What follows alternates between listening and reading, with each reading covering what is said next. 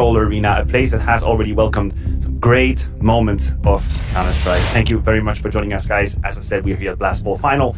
I'm Maniac. I'll accompany you during this show, and I have one of my favorite people with me. Just kidding. Jacob, how's it going? Yeah, I'm good. You know, up until that point where you just called me one of your favorite people, I didn't see that coming, to be honest. I do appreciate the shirt. I appreciate the little detail shirt to the coat. That's a good one. That's a good one. But enough of style. Let's talk about Counter-Strike. We have 8 teams present here in Copenhagen. A nice little menu on the cards. We have some sexy matchups coming up as well. These teams are going to be divided into groups. Of course, it's going to be the 2 first days of competition. We kick things off with Group A. There's a little bit of a FAZE versus NIP as a first match.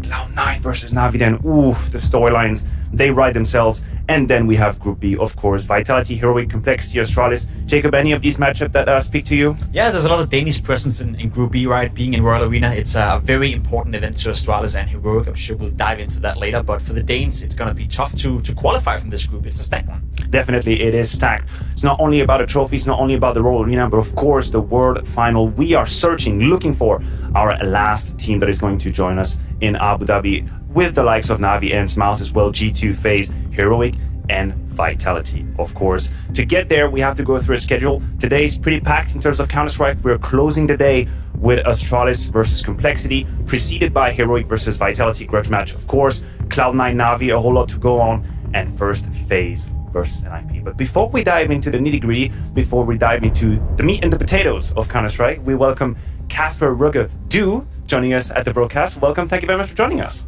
Yeah, thank you for having me. Yeah, it is a pleasure. You flew in this morning, right? You told us you were up as early as I am in general.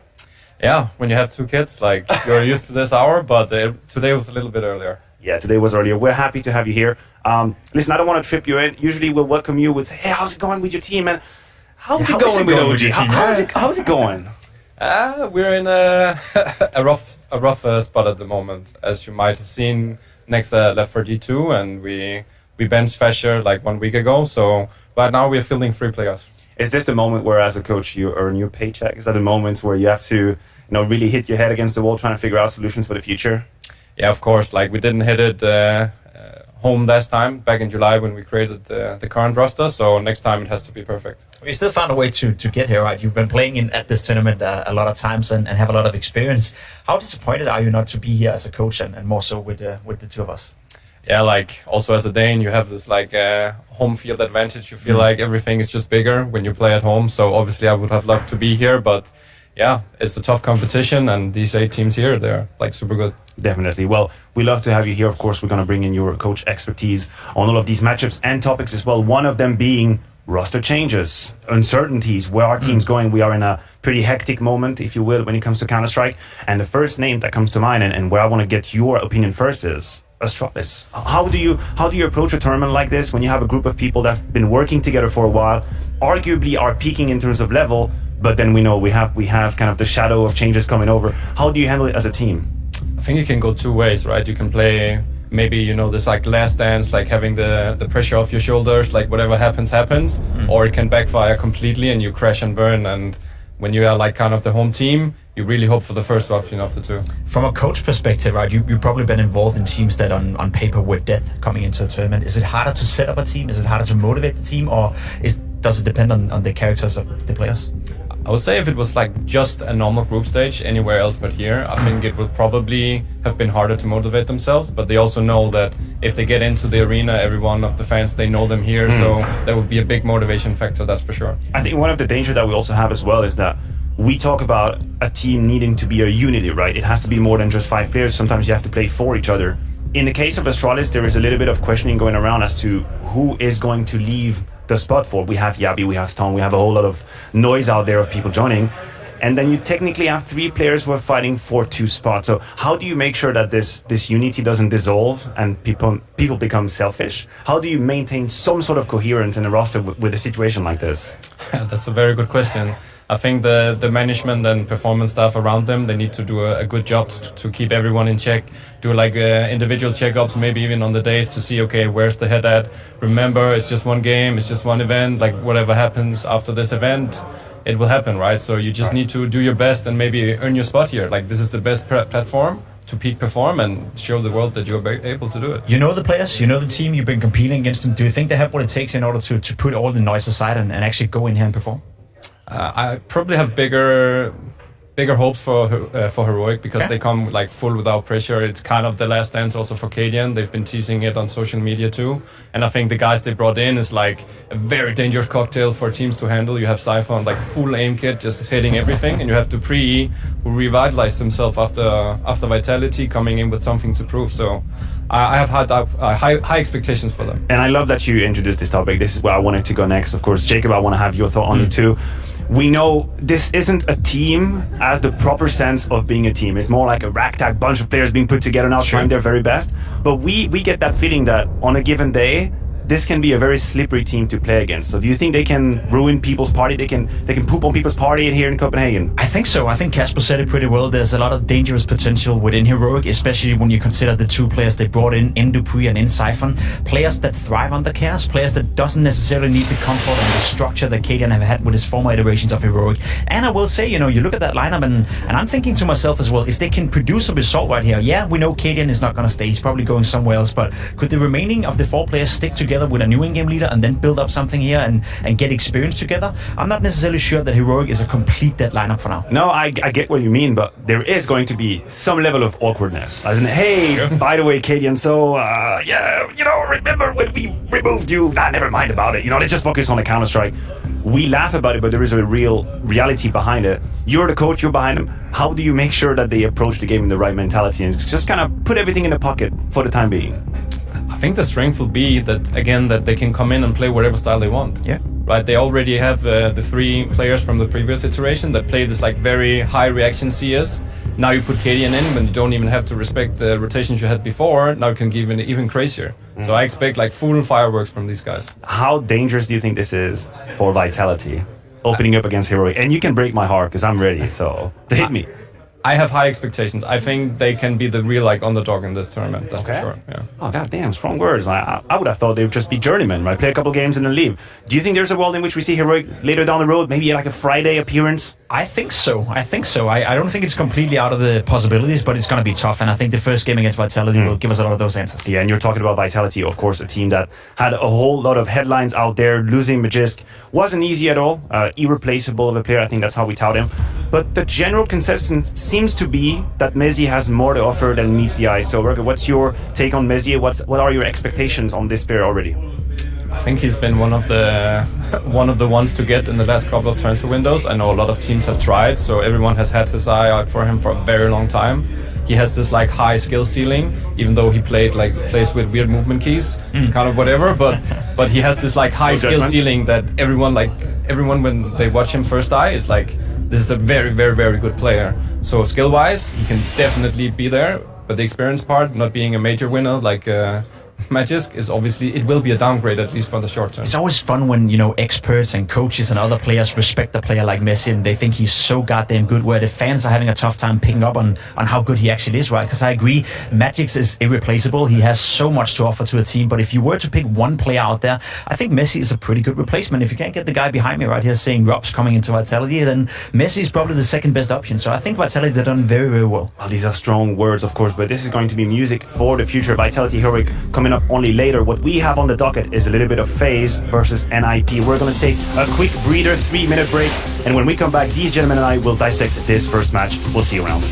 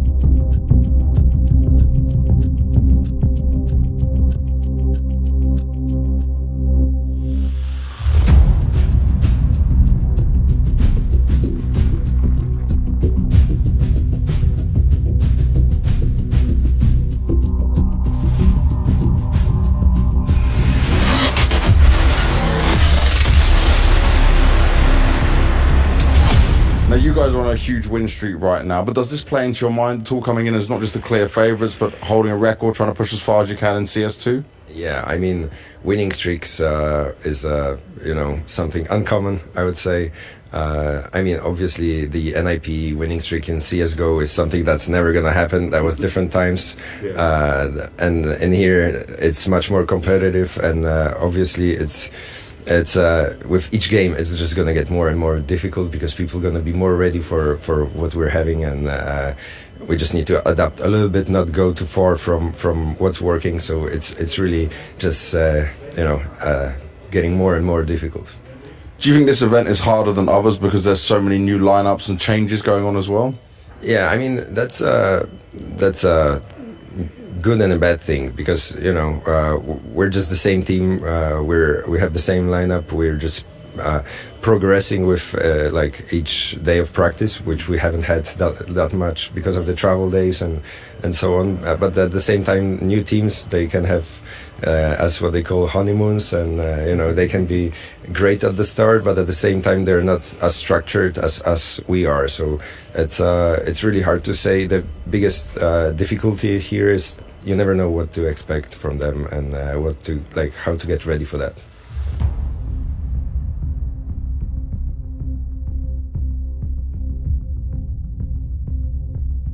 Hey, welcome back everybody. This is Maniac. I'm right there. FaZe on top of the world. When it comes to CS2, it is not really debatable. An incredible 15 series streak currently. That does involve online games. We're just going to put it out there in terms of honesty to the viewers. But I will just ask you this very simple, Ruga. Do you think people are afraid to play FaZe right now? Do they already have a fear factor in them? Yeah, I think so. I think some of the guys have been very good at diving into CS2 very early, finding tricks, and by a few people, I mean at least Rob's, like everything he does. You can also watch his streams, his small clips. You can see it in pro games. He's been one of the first to really embrace the game and find these new things that gives him an advantage. So you never know when you play what is happening next. One thing is Rob's doing that as an individual from his team, right? But it also reflects in the rest of the team. He can teach them so much coming into practice. He's prepared. He knows all the new tricks and know all the new ways of approaching the game. And I think you can see that in the way FaZe are playing, and they kept to the DNA, right? This team that whenever they're down, whenever the game looks like it's slipping out of their hands, they always find a way back, just like we saw in CSGO. So they have this new energy to them. They have new flame, appreciated by CS2, but still the same old FaZe DNA. And they remain, I guess, they're not unbeatable in the sense of they've had moments of doubts in games. I mean, we've watched this very matchup at CAC in Shanghai. It was a 7 billion overtime between NIP and FaZe, but it feels like they're getting to this point where teams are trying to overplay and overcompensate in order to beat them. You're a coach, you've been behind teams that's been in this position. What are the words you're using for NIP right now to make sure that they are not overcompensating, that whenever they have these opportunities, they just close them? How to not get into your own head? It's very difficult, right? But I think a lot of it comes from the game plan, that you have a couple of ideas on how you want to try and at least tame the beasts. It can be in terms of set rounds, if you know the rotations a little bit, how do you want to manipulate them, moving the right piece to the wrong area at the right time, right? So that could be one of the things, but also that there's literally no pressure on this team, right? They have all the pressure on them, like FaZe. They just came out of a million wins in a row, so everything is on them, right? You just need to show your... I was just about to say, right, because we did see the game at CSC, and NIP were playing with a stand-in, and they still pushed FaZe to a point where I would argue NIP should have won that game a couple of times before FaZe ended up winning in the 7th overtime or whatever that was. So if you're NIP right now, you have first-hand experience playing FaZe just a week ago. You did it with a stand-in, and you pushed them all the way to the pressure point. So if you're NIP right now, you go in, no pressure, but you already showed yourself that you can compete with FaZe. And this is where it gets really interesting, because I agree with you, with no pressure on and a stand-in, they did put FaZe under pressure. Yeah. There's no way we can say about that, but now it's a different perspective. You have Alex coming in, you have a new leader, and there is hopefully a sense of long term. I think we've been quite frustrated with NIP for quite a while with this revolving door of player coming in and out, and now we're hoping that they're starting to have a vision. But is it too early for them to already think structure like this? Should they still embrace the chaotic sort of mindset, or do you start already working towards a long-term structure? I think the danger would be today to come out and try and play perfect Elixirs. If they do that, I think they'll have a big problem with FaZe. So they need to keep some of the naive young gunning, running around shooting, but have at least a couple of rounds where they know the start to finish. Because if they come out and want to outplay them, I don't think it will happen. In reality, they've had 5 days of practice with Alex, so I agree with you. Coming into this tournament expecting to play picture-perfect Counter-Strike, it's not going to happen. If anything, this will be a learning experience for NIP. This is a team that is not necessarily built to win this event. They are looking at the major. They're looking at the start of next season. That's when they need to peak, right? So yes, I hear you. In terms of this games, I would love to build up the hype saying NIP can win this and they should win this, but in reality, they're not ready for that just yet. So let's see the early signs. Let's see if they can build up an identity, because that's one of my main issues with NIP. We've seen this team come in and out of tournaments for 2 years. They have had no identity whatsoever. You never know what to expect apart from nothing. Right, listen, if you are looking for silver linings or possibilities, I guess Rez is the name you mentioned for NIP. I love this adage, like, fool me once, shame on me, fool me twice, shame on you, the other way around. Fool me 10 times when it comes to Rez, but I'm still ready to believe. I'm still ready to believe he can put numbers out in CS2. He's been great. Is that an asset we can rely on, Jacob? No, you can't rely on him, but he's been around for a long time, and I understand why you have that feeling, because you've probably seen it as well, Roger. He has tournaments where he pops off. He's an insane individual, but there's just no consistency to the way he's playing. Well, listen, I've heard in the house that some of the talents are ready to put some money on NIP. I mean money, of course, metaphorically, ready to put their money where their mouth is. I think Henry and Anders might have just lost the plot. In fact, the Creamy Bears, the only one going for NIP. Care to comment on that decision, Jacob? What do you think their thought process is? I just feel sorry for Henry. He has to put up with Anders and all his shenanigans. So in my world, there's not a way where NIP are favorites in this game, to be completely honest. Well, you know what? I think it's only fair that we give the defendants a right to explain themselves. Creamy Bears, Anders and Henry G. What the hell is going on through your mind? Please elaborate. Okay, it was my idea, Anders. I made the executive decision. I know you had good reasoning though, Henry. Like, can you lay out like the thoughts behind? Like, it must be some deep analysis that you made. We've got to commentate their opening game at CAC last week, right? How many rounds was there? 53 rounds. And then we were up 11-5. It was a best of one. With a stand-in. They've got to lose at some point, right? And this is it. This is what I'm saying. This was a stand-in. This is now NIP fully gassed up. They've now got their Spanish in-game leader, Alex, his first debut for NIP, of course. Sure, they got 5 days of practice, but this is where players like Config thrive. In the chaos, when he's let off the leash, Anders, he can have maximum impact. That's a brilliant PR statement. I feel like you've got a secondary career, maybe, writing PR for teams. Like, this is why we are going to do, in spite of all the odds, we're going to be doing just fine. I mean, they must surely lose at some point. FaZe, there's something to that, but whether it's going to be today or not, I guess we'll find out once we get into the game. I think it's going to be exciting if that happens here. Config is one of those players that really changed the game. I mean, if all the stars align here, it could work out, but who knows what this NIP will even look like with Alex right now. He's going to need a bit of backup here as well. The desk are dead on. Like, if Reds turns up, like, he can turn up in a hell of a fashion. It can be very exciting. It can be very explosive, but it's inconsistent. When he does turn up, though, it's a great show. It's a spectacle, Anders, and hopefully that's the Reds that turns up today, because he's got to work cut out for him today against FaZe. Undoubtedly, the world's #1 team right now, with maybe the best player in CS2 right now in the form of Rops, who's in career best form.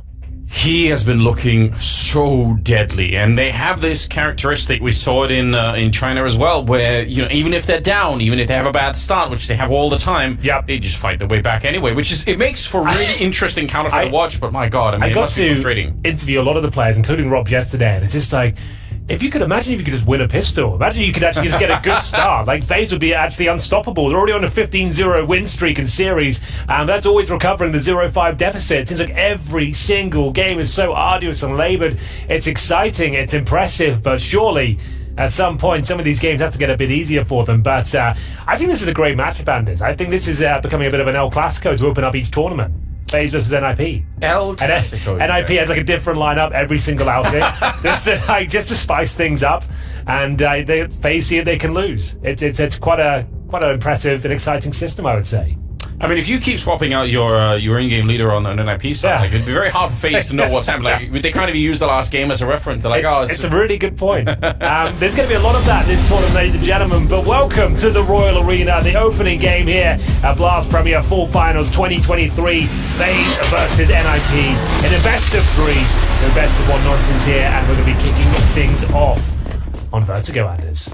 Who would have thought? What a great testing ground. I like Vertigo. I'm all on board now. I used to hate it, but I've changed my mind. I think I know you don't like that. I don't like that word. I used to strongly dislike it, Henry, but I'm on board with it now. I think it's exciting. We do have FaZe starting on the CT side with NIP on the T side. I expect that there's going to be a flash for the entry, or they're just going to walk it up the stairs. That's very dangerous. Someone could have already been waiting. Twister's here. He's got the right idea. Rez on the other side with the P250, and not quite hitting the headshot, but at least they're pushing them back. And here come the grenades to follow it up. Good, strong start. It's head trick with the headshot to take down Twist. Do they have to commit, though, Anders? They've still got plenty of time here. They've got the opening frag and make it a second. S-Stack confirms the kill on towards Rops. And that's the bomb side wide open here. Flank coming through, and Carrigan will hold them at bay for now. The plant's not actually coming through, but headshots are. Carrigan finding a couple, but now the 3 versus 1. And unfortunately, they know exactly where Rain is. He might find this kill, but still up against it now with barely any points of health. And coming up the steps, it's just a matter of time before he gives this one up, you would have to say. Yeah, there should be no opportunity here. They shouldn't even give him one. As long as they stay hidden back here, I don't think Rain's going to be able to run this deep, and they're set up in a great position. They can both peek him at the same time, so yeah, unless he hit just perfect, clean headshots, it's not going to happen. Rez will take him down, and NIP to take the pistol. Oh, there it is, the rough start for FaZe. We knew that was going to happen. That wasn't even a question. It's like, would they ever win a pistol round? You're going to see a hell of a team, let me tell you. But it will be NIP actually doing a pretty good job there. It was quite disciplined. They managed to get the opening frag, then went in together. Good trade potential, even with Carrigan getting a double kill on the B-bomb site. It was a pretty comprehensive victory. Now it is the opening game of the tournament. There are going to be a few issues here. So, looks like there's just a sound issue maybe. Twist headset just getting sorted. You guys joining us. Welcome. Let's blame Twist for it. He can't defend himself. He can't hear what we're saying anyway. So I think we, just put the blame on him. I guess it's good to get out of the way in the first round of the best. Yeah, that's true. Like, it's super early days here. Give it a chance to just kind of break things down. What's going on? And this is the opening Group A upper bracket game. And kind of the system is win 2 games, you're through to the playoffs, lose 2 games, you're going home. Pretty easy, right? Yeah, anyone can figure. Even we can figure it out, Henry. So I appreciate that. I do like the approach that they had in IP for that pistol round. It's pretty straightforward. Like, walk up all the way until contact, and then they don't second guess themselves. They just follow through. Even like you said, they could have maybe fallen back if they really wanted to after the initial kill, but they just said, let's not make it complicated. Let's just keep going.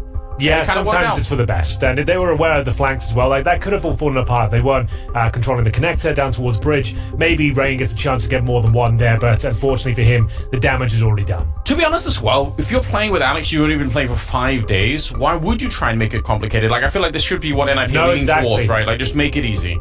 They've got some great talent in the squad, right? Like, some hard hitters. Like Alex, say what you will about his time within the team in terms of fragging potential for an in-game leader. He's up there. He's in the conversation, one of the better ones for sure. Like, certainly under the radar in terms of what he brings to a team, in terms of fragging capabilities and new ideas. Movistar Riders were always a tactically impressive team. They always made a dent to interesting events like Pro League, for example. And who knows? It looks like the morale is high over there. They've got a pistol round victory under their belt. The Creamy Bears have picked them to win. It's all looking good, to be honest. We're going to look like geniuses, Henry, if it works out. I think everyone's already scared. They know. We've seen some things. We've commentated most events now, and we know. Counter-Strike doesn't care about the script, doesn't care about the favorites. Anything can and will happen. That overtime game that they had on Ancient was so ridiculous. Jacob said it on the desk before we get into it. NIP should have won that game, and that's absolutely true. They were 11-5 up, right? Yeah. It was Ancient best of 1, and it was just it was like all the variables came together. It was like we said, Rez looked amazing. Config was hitting absolutely everything towards middle on Ancient, and they just couldn't close out the game. And of course, they were there essentially as a mixed team. They didn't even have Alex there.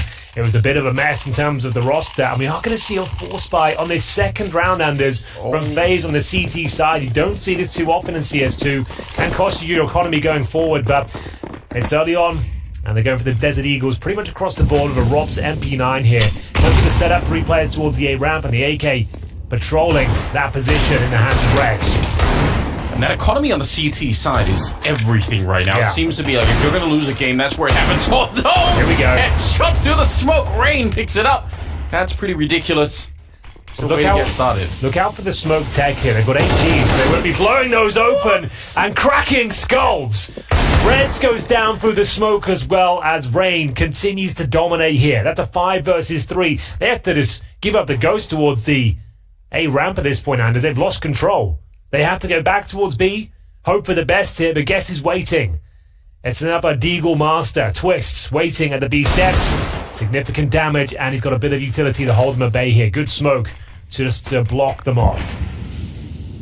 And there's the fact that they're spotted so early, really uncomfortable, right? You want to sneak a little bit closer, you want to get there a little bit earlier, perhaps. 50 seconds on the clock right now.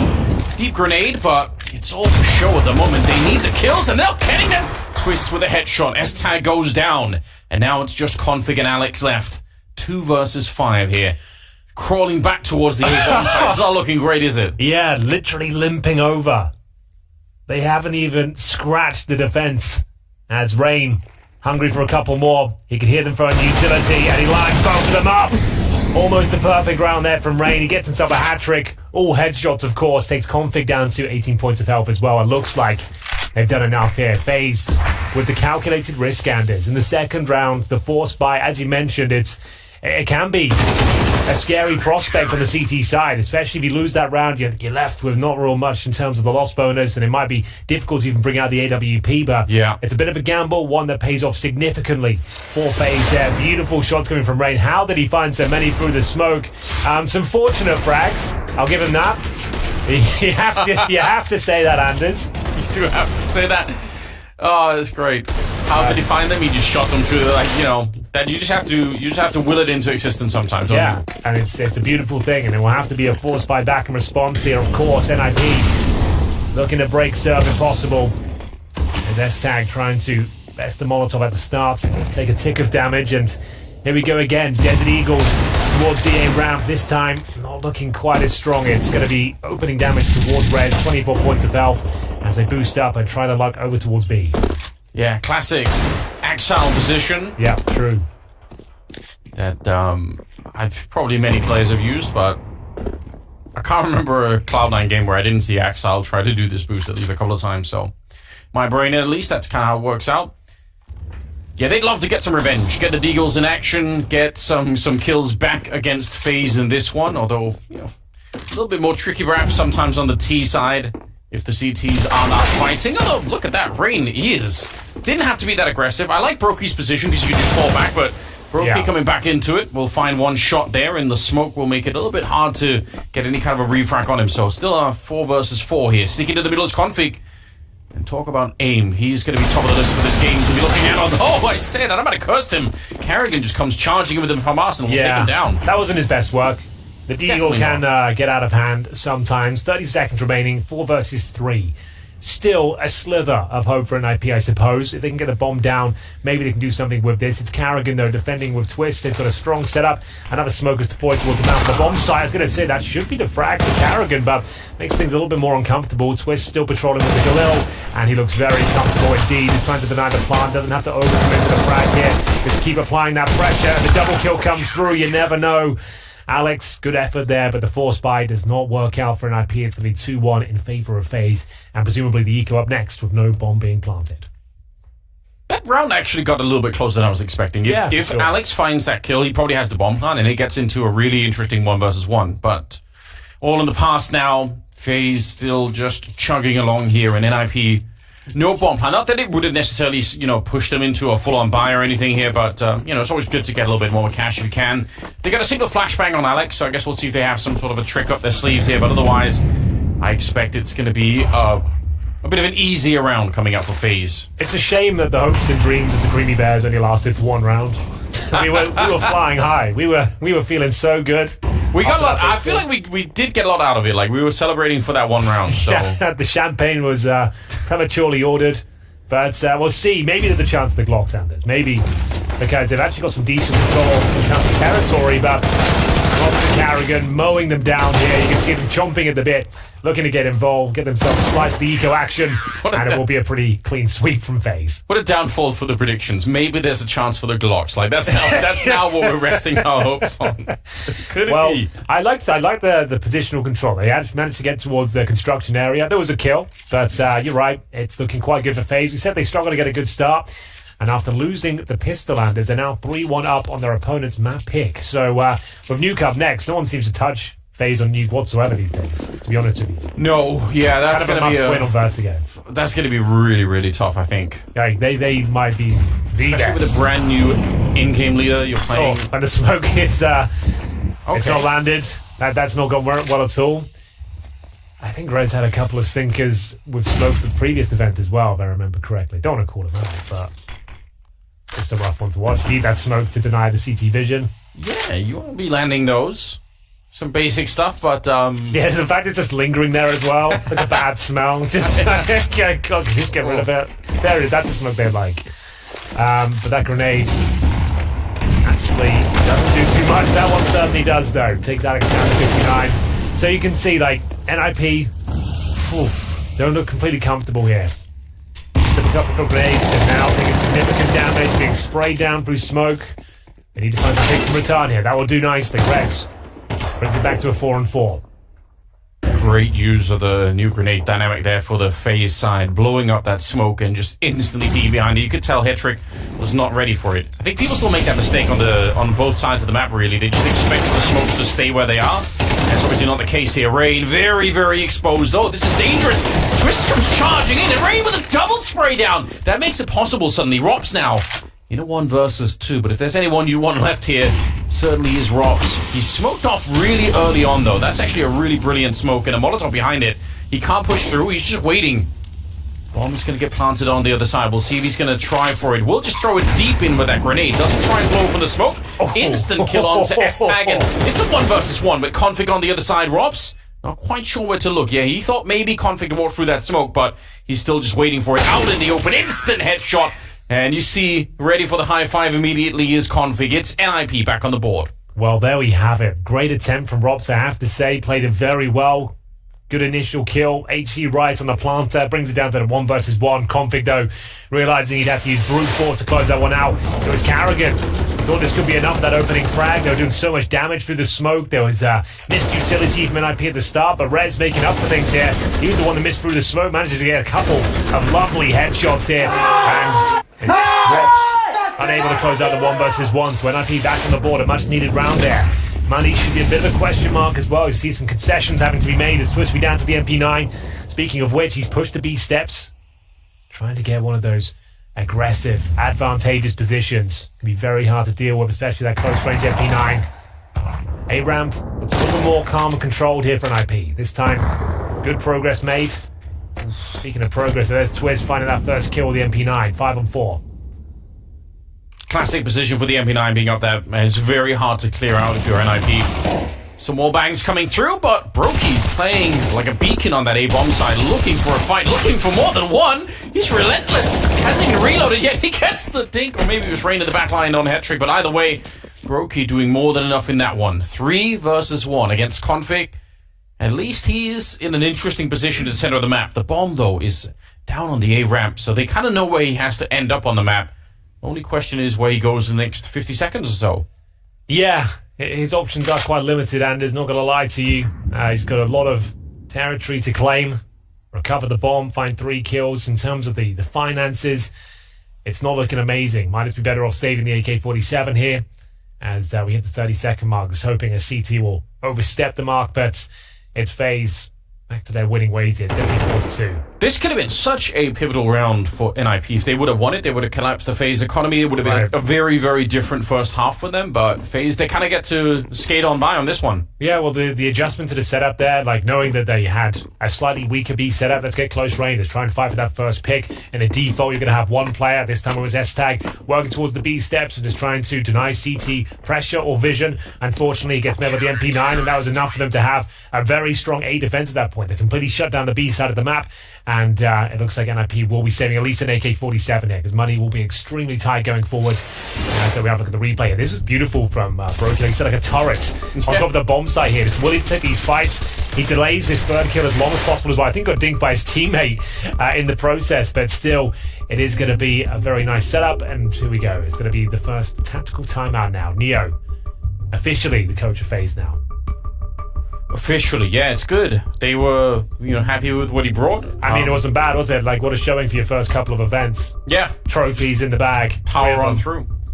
You're going to struggle to find anyone with more experience anyway than Neo, aren't you? Like, he's been in the game for such a long, long time. So I suppose it does make sense. But yeah, you're right. The results kind of do speak for themselves at the moment. It's a 4-2 the scoreline. Heading in around number 7. Again, if you are, one of the new viewers to CS2, if you're not familiar with the MR12 format, it spirals way quicker than you think, right? You don't have as much time to adjust if you're on the NIP side. You're falling behind a little bit here. Those adjustments have to come pretty quickly. Yeah, it's a very good point. But this is full speed ahead for FaZe at this stage, Anders. There is a chance that NIP causes some damage, though. Config is absolutely deadly in these sort of scenarios. This is where he thrives. As he is dead in the first few encounters there, you can see he's trying to take matters into his own hands. My point was, like, when he's just told to go kill, that's when he actually is the most impressive. That's his natural playstyle. But it is going to be an absolute massacre here as we see them mowed down one by one as they try and recover the AK-47. Not going to happen, I'm afraid, and it looks like that AK will be up for grabs on the CT side. It's a very impressive round there. Crisis averted, as I said. The Danger Man config with the AK, but unable to do anything with it. There's a devious, a cunning plan, you might even say, from FaZe to just put Rain on the A-ramp and having shoot people through the smoke relentlessly. I mean, that's hard to deal with, I'm not going to lie. All right, this one was a little bit of a spray down at the end, but yeah, the first kill just exploded config right out the gate, so that's just very frustrating. And it's really a classic dilemma on the T side of Vertigo. When you can't control the A-ramp, you just... there aren't that many options left. Everything else is going to feel really telegraphed. You have to win that fight at some point, or at least push them back. I'm sure Alex is well aware that that's something that, a problem they need to solve, and pretty soon as well. 5-2 the scoreline. A little bit of a round loss bonus here. Nice grenade from S-Tag. That could have set him up for a kill there on Twists. Yeah, he's done a good job of applying that pressure based on the utility on the CT side. That incendiary is deployed relatively early. But looks like we're coordinating ourselves back towards that A-ramp. In terms of the AWP, we haven't seen one on either side yet, Anders. Brokey just staying with the AK-47, doing a great job. Like we said, that turret position he was playing, he's looking very sharp today. Good utility, though, from FaZe. Denying access towards short in its range, just making sure they know someone's behind that smoke. Can't walk through it. Has to be the execution. They've got a couple of smokes in it. Most teams are smoking up towards the elevators right now and molotoving towards boost. So we'll see if that's going to be the case. It's an interesting use of just sort of slightly tapping through the smoke. I haven't seen that too much. It's obviously a well-known mechanic, but I'm just saying, like, most pro players haven't really used it that much. Carrigan flashed in and he kept on going. It's Brokey on the double assist there. Actually, the triple assist, because Rain got a kill on the other side too. That's an amazing trade if you're on the FaZe side. They could feel them setting up right. They had full control of the B side of the map. They felt comfortable, and just before they execute, that's when you coordinate the flash attack there. And Carragher, why not go for two? Like, you've already found the first kill. You can see they're discombobulated, and now there's only 13 seconds remaining. A plant would be ideal. This round is still salvageable. Brokey put his life on the line here, trying to deny the plant. He won't be able to do that, but he gets the penultimate frag. Should be a done deal here, unless the in-game leader goes above and beyond for an IP. Not going to be the case, and a comfortable round to close things out. What a great call from FaZe there, Anders. The fact that they could just feel the pressure mounting towards the A-round, the execution potential was there, and they just shut it all down. Beautiful set piece on the flashbang. Carragher double spray down. Nothing too flashy, but it gets the job done. Yeah, and I think really playing to Carrigan's strength in some sense. Like, I think he really can be that rumble-tumble kind of player sometimes. Yeah. Like, he is the guy to pick up the max 10 or something kills, like that. but like, these are the most impactful kills of the round. Like, look at the timing. Like, sure, he could have got one and fell back there, but a 2 for 1 in that sort of scenario, when you caught them mid-execution, yeah, Alex knows he's been bested there. Well, here we go, Anders. Another partial buy, and NIP, this is getting out of control now, as you mentioned. MR12. And at this point, not looking like they'll be picking this round up unless they make the Tech-9 sing. That's a great opening frag. Need a lot more where that came from. They want to just pump the brakes or build some more momentum here on the A side of the map. They've managed to recover at least one weapon. Or have they? I don't think it's been retrieved. Did it get blown away? I think maybe, yes. Was that one of the HE? Oh, it's all the way back there. Up on the high ground next to the cone. Okay, well, they'll just have to make do with the little they have. You can see Rez has been left to maybe go on a scavenger hunt. Okay, well, that's unfortunate. That would have made a bit of a difference if they could have picked up that gun. Speaking of weapons, 3 AKs currently on the CT side, which is a huge bonus, obviously. And Brokey finally has the AWP out, so, for good point. Fans of that, it's good. We like to see that. I personally just enjoy watching him play with the AWP, even though in CS2 it's been, less dramatic for most all players, but maybe with the new patches that's changed. Yeah, apparently a lot of players are telling me it's in their head, like the AWP is actually fixed now. But here we go. It will be Rain through the smoke. Wicked ways, as you mentioned, through the smoke as we think it was 3 versus 1. This S-Tag remaining here. It's going to be 7-3 unless he does something unthinkable here in the B-bomb site. S-Tag now another whole lot to work with. Coming in 1 and 8. And that's a lovely little shot. Will that do anything for him? Unfortunately, bomb is down, Anders, and so is Brokey. 1 versus 1. Yeah, that's a good point. With that flashbang there, I don't think he can recover and plant. Yeah, there's no way. So just staying alive here, that's all Rain has to do. Doesn't need to take the fight. Round over. Nice shots, though. Really good shots. He even picks up the AWP. But yeah, what a nasty way to win a round if Rain just walk away saying you can't, there's nothing you do. Yeah. Oh, horrible feeling. Just didn't even give him a chance.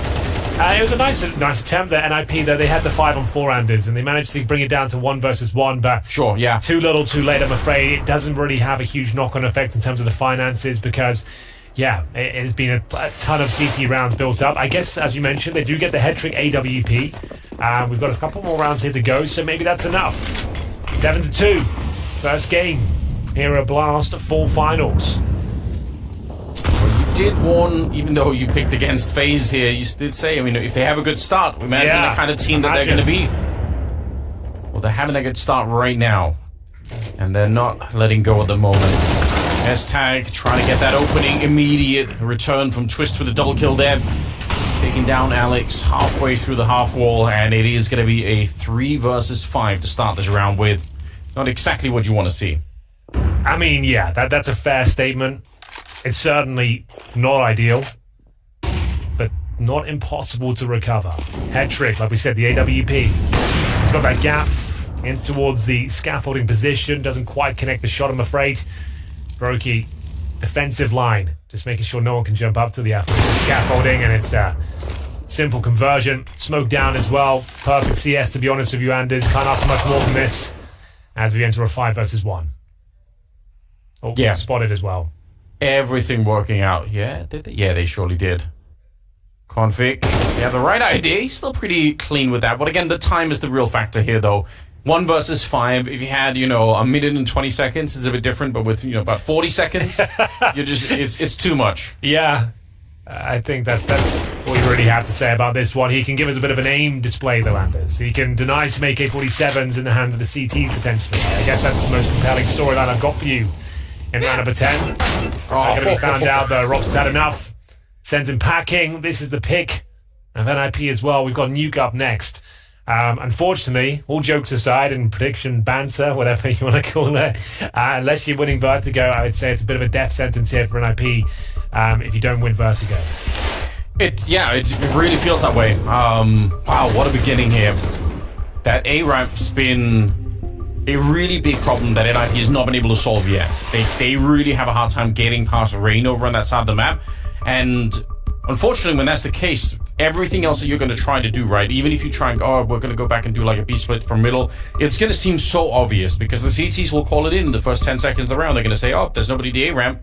Be prepared at least, Yeah. So just NIP have to solve that somehow. Second time out used, a chance for the coaching staff to get involved. Yeah, and SOS speaking at this point. And we don't really have much to speak of. Another partial buy. 2 rounds to the name, but bear in mind, Anders, you and I have commentated a lot of CS2 now. Yes. 9-3 score lines, 8-4s. It's recoverable. Like, it feels like CS2, say what you want about the economy in general, like it does allow for these huge scorelines to be reversed as Rops continues to apply pressure. This time, a bit of aggression towards middle, pushes down towards that ladder room and manages to get the opening frag, no problem whatsoever. Head trick getting burnt alive. Alex's head has been spotted, but Twitz maybe oversteps the marker, gets himself in an uncomfortable spot, taking heavy damage as he calls for backup. Leaps around the corner and he does get away with it just about. Good grenade. Only softens up Config slightly, and he's managed to get himself towards the top of the ramp. There's so many people to be bomb side for FaZe. Almost a little bit fortunate that NIP didn't push forward in that moment, because I think they would have run into a bit of an army there. They kind of have to go B now. The fact that Rob's pushed forward, think of how unlikely that would have been in CSGO, but he really is a different player in CS2. He's so aggressive, way more than we were used to seeing back then. It's kind of exciting because he obviously has the skills for it. Conflict gets taken down at the start here. Trying to still pressure into the B-bomb side. They really want to have a go at it here, but unless they get the next couple of kills going their way, and the grenades are so good. What a lineup. Even the accidental jump for Broky's not going to lose them the round. How many accidental jumps is he going to have in the last couple of months? Stop jumping with your mouse wheel or get a new mouse. I don't know what his deal is. It keeps happening. We've casted like 3 moments this month that's happened to him.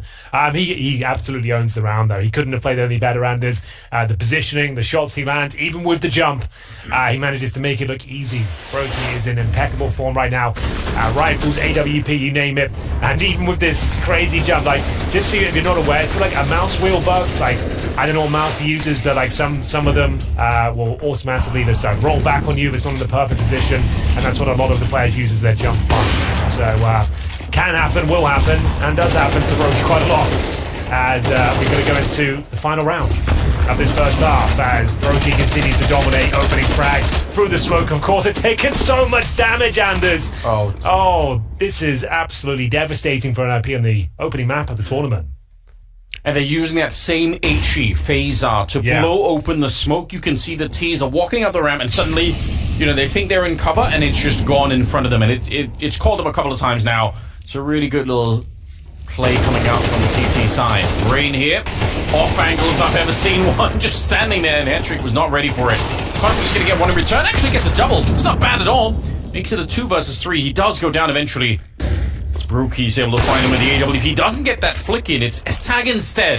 This round is still on, and this round is absolutely critical if you're on the NIP side. You need it so badly. Yeah, I think that's more than fair to say at this stage. A lot working against him, though. Alex, 10 points of health. Bomb yet to be planted. That smoke is dissipating by the second. It's Carrigan, though. Sneaky. Through the smoke, finds a low HP player. And I think we might be done here. S-Tag does pull one back, but takes severe damage on Roots. And there we have it, ladies and gentlemen. It is going to be FAZE with an impressive lead here. The opening map of the tournament. You're watching Blast Premier Full Finals. It's going to be FAZE leading 10-2. If I don't say my girlfriend, she will be mad. Something about them creeps me out. You should try it when you come to Holland. So one thing people don't know about me, it's I was semi-professional in handball. I have to choose CSGO or handball, and at this time I was better in CSGO, so I chose CSGO. I did professional taekwondo until 14 years old, and I was Ukrainian champion. One thing about myself that people wouldn't know, maybe I love joint juice. I don't like any kind of dressing, only ketchup. But any other than that, I would never take on my sandwich or anything like that. Every time when we go to places, stuff like that, my teammates are also after me and how come and stuff like that. I am definitely afraid of like bugs and spiders and all that. Something about them creeps me out. Every time I come home from an event, I eat frikandel speciaal because I love it so much. It's like a sausage with mayonnaise, some curry and some onions on it, but it's so delicious. You should try it when you come to Holland. Maybe that I'm pretty good at pool. That's maybe the only thing. I think I've challenged a couple of good players that I know at least that they're good, and I've beaten them. So yeah, I think I'm definitely up there. I'm a lot taller than I look, and also my voice is a bit deeper than people perceive as well. I think I have a baby face, and people don't really expect my voice as well. 6 foot tall, 183 centimeters. I can solve a Rubik's Cube in less than a minute. I have a bunny at home. His name is Mochi.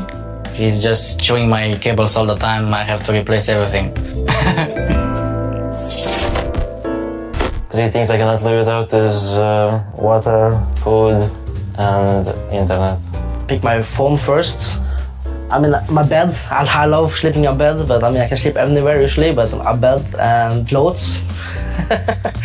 I'm gonna say my girlfriend, a pet, and the last thing is gonna be a bubble tea. Mango bubble tea. My friends, my family, and the last one would be, I don't know, McDonald's. Food, money, and my family. You kind of need some of those things to live, to make sure you keep on going. 3 things I can't live without. If I don't say my girlfriend, she will be mad.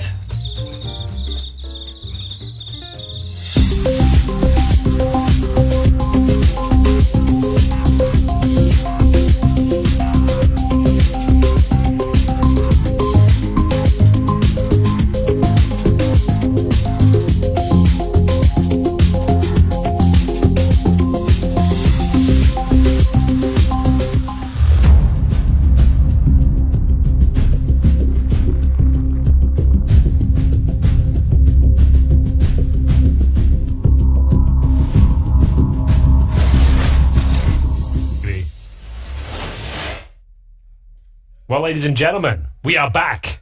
Royal Arena, day 1. And we're here with absolute domination from FaZe, Anders. 10-2. Their opponent's pick doesn't look good for the international roster of NIP. No, it doesn't. Not at the moment. They lost some really critical rounds where they could have reset the FaZe economy, but they never really managed to. And FaZe just had a almost perfect first half here. 10-2 in their favor. In terms of the kills, it's actually, NIP did do something. They weren't just completely missing, but Rain was killing people through smoke left and right, and Twist on the other side was anchoring the B bomb side and playing really well. So there was just no real way for NIP to break through. We'll see if they can do better now that they're on the CT side. It's Headtrick starting us up with a nice pistol kill. He got the first kill in the first half as well. Yeah, they managed to get the pistol under their belt. It was the second round force buy from FaZe where things started to go wrong for them. So looking for back-to-back pistols if possible. Nice opening pick, taking down Rain, who's currently at 15 frags. As we'll continue with the A-side assault hits. Ross leading the charge. Twist to open things up. Carrigan chimes in, and they've got the man advantage. All of a sudden, blink and you miss it. It's a 3-on-1, and Esatag, well, he's in a world of trouble here, Anders, with not really much to speak of in terms of utility. Got 100 HP, I suppose, but 3 kills to find and a bomb to defuse. And he's been spotted, and they're all fighting him. That's maybe a little bit aggressive. The kit is right down there in front of him, so at least he has a sliver of chance here. Maybe it could be done. But Carrigan's patiently waiting. Brokey's on the other side. Once he swings wide, good headshot. He knows where Brokey is. Can he find the kill? The 1 versus 3. He's almost got it. Low on bullets. Have to reload. In the middle of it, he's tapped the bomb once, and Brokey, I think he might have outplayed him here. Now he's got no chance. He's going to try and do that underhand flash, and it's not going to work out. What an attempt from S-Tang. That is actually really, really cool, but he just had no chance. He was in a 1 versus 3. I really like the attempt. Great effort there. If one of those last couple of bullets in the USP connected the head, it would have been a glorious clutch. A great way to potentially come back into this game. But it will be FaZe winning the second half pistol. 11-2 has to be the force buy from NIP. For reasons you can probably imagine.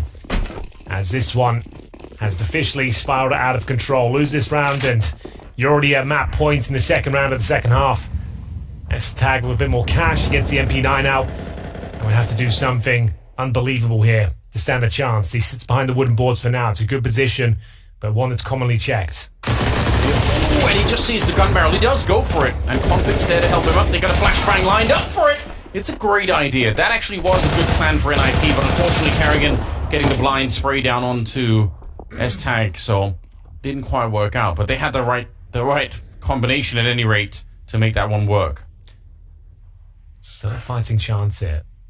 I was going to say Rops might be able to slip the nets, but there's going to be a couple of frags here. These force buys on the CT side seem to be working out tremendously well today. 4-on-2. Rain and Carrigan trying to slow things down here, see if they can bring this one back to life. I don't think there's a chance now. Carrigan out of position, but he has got the bomb. Maybe he can get it planted here.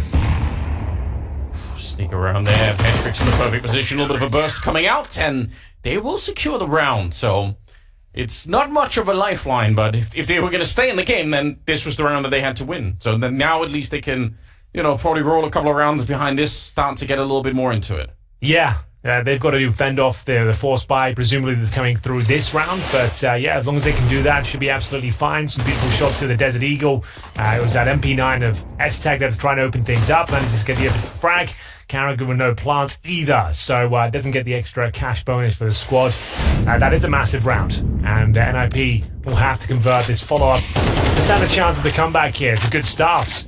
In round number 15, his head trick will find the initial kill. Carrigan trying to sneak up towards the scaffolding, denied control, and the early frag comes in. It should be smooth sailing here. Strong incendiary will punch Brokey out of position. Just to avoid danger though, and doesn't take too much damage. Rain back here with the Deagle. He was lights out on the other side of the ramp when they were on the CT side. Ready? Trying to see if he could use that smoke blow up against them, but not able to find anything just yet. Although it is kind of close. But yeah, this should be NIP's round. This should be a round where they can relax a little bit more. And maybe even the next one. So at that point, 11-5, there's a chance that they can have a bit of a comeback. That was the scoreline back at CAC. It was 11-5 in NIP's favour. And then all of a sudden it went to 53 rounds. So, the phone. We'll see what can be done. You're right, there's a nice opening frag, at least towards the B side of the map here. Maybe there's something to be said if they can find one more of those headshots. And there it is, delivered by Brokey.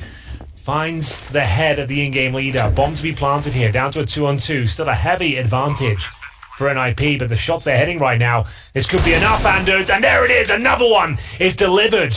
Beautiful shots from Brokey. I can't believe it. His hat trick, did you see it? He's just on the other side. I think he's left the building. Oh dear. Oh, what's happened?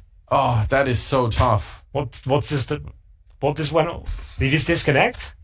Did he just pieced out? Is he just like, you know what? God interfered with the round Henry. Unfortunately, I think. Okay, jokes aside, yeah, he did crash. I was like, did he jump off the side of the building? Like, what's happened here? So the kill that Brokey got before he killed it, like the one on the bomb side, that's just a raw pre-fire, right? Like he just Ferrari peeked him. I can't believe it. What a way to finish the round. He just and probably the map. He said like, oh, he's on the other side of the map. He's got no chance here. Oh no, he's literally disconnected. All right then. So of course, technical pause. Oh, that's unfortunate. Some hollow fist bumps there. As you're right, giving up that round pretty much suggests this map is over. There's still another map to be played, but unfortunately, Anders, it's Nuke, and I would say FaZe are one of the most feared teams on that particular map right now. Yes. So it's going to be an uphill struggle, to say the very least, as we wait for the final player to connect. I believe it's Headtrick that got removed from that difficult scenario. And to be honest, it was winnable. Had he been down in the rotations, they were both, sub 20 points of health? So it's really unfortunate for NIP. Well, listen, while we're getting back into it. Oh, right away. It's good times. Technical pause is over. They fixed it quickly at the very least, but yeah, I don't disagree. I mean, like, Nuke is, especially with Rain playing as well as he is right now, and he's typically playing that yard position on the CT side, like, it's going to probably be a slaughter out there. I would have loved to see NIP with a chance to warm back up into it. They looked like that round was going to be it, but the deagle shots and I guess the disconnect, unfortunately, just, too much for NIP to handle at the end of it. A P90 on Twist. So anything like I interviewed a few players yesterday, and I was told by more than one that the P90 is going to be meta in the future. Nope, I'm not kidding you. I am being told with good authority the P90 will be a viable weapon in the future of CS2. You're going to see it more often. So my time as a pro has finally come, Henry. I've been waiting for this for a long, long time. Oh, okay. Okay, Convict's got a deagle as well. They're fighting for their lives on this map, right? 12-3 map point for FaZe. My oh my. These Desert Eagles have been brutal. Some say maybe a little bit overpowered in CS2. Well, you've been comparing to the Source deagle, I would say that's something. That's a bold statement in itself. But yeah, it's certainly in the same league. Like, it's kind of unbelievable how crisp it looks on some of these taps. There's another one. S-Tag finds Rain as the P90 finally doing something, and it will be NIP back on their feet for now. Good round to pick up. Not all is lost. They managed to answer back here. They might as well just post as many rounds as possible, Anders, to try and get warmed up into the series and make the scoreline more competitive. Still every chance. This goes to overtime. Like, it's their map pick. I'm calling it now. They're going to get to like 10 or 11 rounds, and then that would be fine. Lose. That would be okay. Like, at least you knew you had a chance. You were in the conversation. Like, you had them sweating at one point. Yeah, and I guess especially for the NIP project as a whole, right? NIP probably coming into this tournament with, obviously dreams of doing as best as it possibly can, but you're thinking as well, long term, we're trying to build something here with Alex coming into it. So yeah, if they can make it back from a 12-4 you've got to manage the expectations, right? Yes. It's literally the first game, the new in-game leader, and the team kind of, let's be honest, in turmoil the last few months. Like, they can't seem to find their identity. Hampers in, hampers out. It seems like they're not really sure. It really has been a mess, hasn't it? Do you know what I mean? So, like, in terms of coming in and realistically beating FaZe, like, sure, they almost did it as CAC, but they did lose in overtime. And now this is FaZe with a pretty decent start, and looking decent today. Like, the whole squad is turned up in buckets and spades. You have to say, that does it all end here? That's the question. It's Config, who has been sharp on his B-bomb side. Lots of damage. Great positioning here. Mows them down. Axe will chime in for one as well. So, should be enough here. I said that with bated breath. Robson's fighting back, but it's now just going to be Rain. 18 points of health. A deagle. 5 bullets in the magazine. Possible to close it out here, but very unlikely. That deagle. Yeah, I know. The deagle's ridiculous, isn't it? It does make you nervous, but they're going to go check. I think they're going to have a hard time. Oh, there we go. Actually, I thought they were going to lose at least one there. Looked like they weren't looking for him at all in that position, but good job. They will survive. There's some laughter coming out. Alex having a decent time at the end of it. Some good flashbangs against Config. He almost couldn't see anything for the entire fight there. Yeah, but his positioning was just so well thought out. He had such a great, powerful position. As soon as he spots one, they're lining up for him. His damage output is ridiculous there, and holds them off just long enough for his teammate Alex to chime in as well. As we go 12-5, presumably that's the eco for FAZE here. So yeah, this is absolutely fine. If NIP can slowly but surely just close that gap, make things a little bit more uncomfortable for FAZE, that would do wonders going into Madlands 2. But for now, a little mid-excursion for FaZe Clan, trying to see if they can trade out a couple of kills if possible. Very defensive Holdo.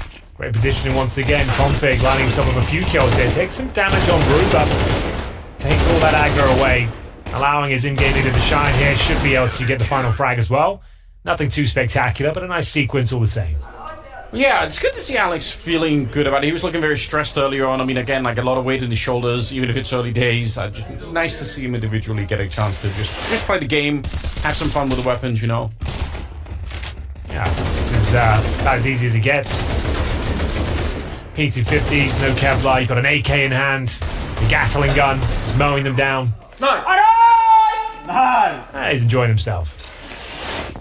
As we get into round 19, and there should be like 6 more rounds on the CT side. It's certainly not impossible.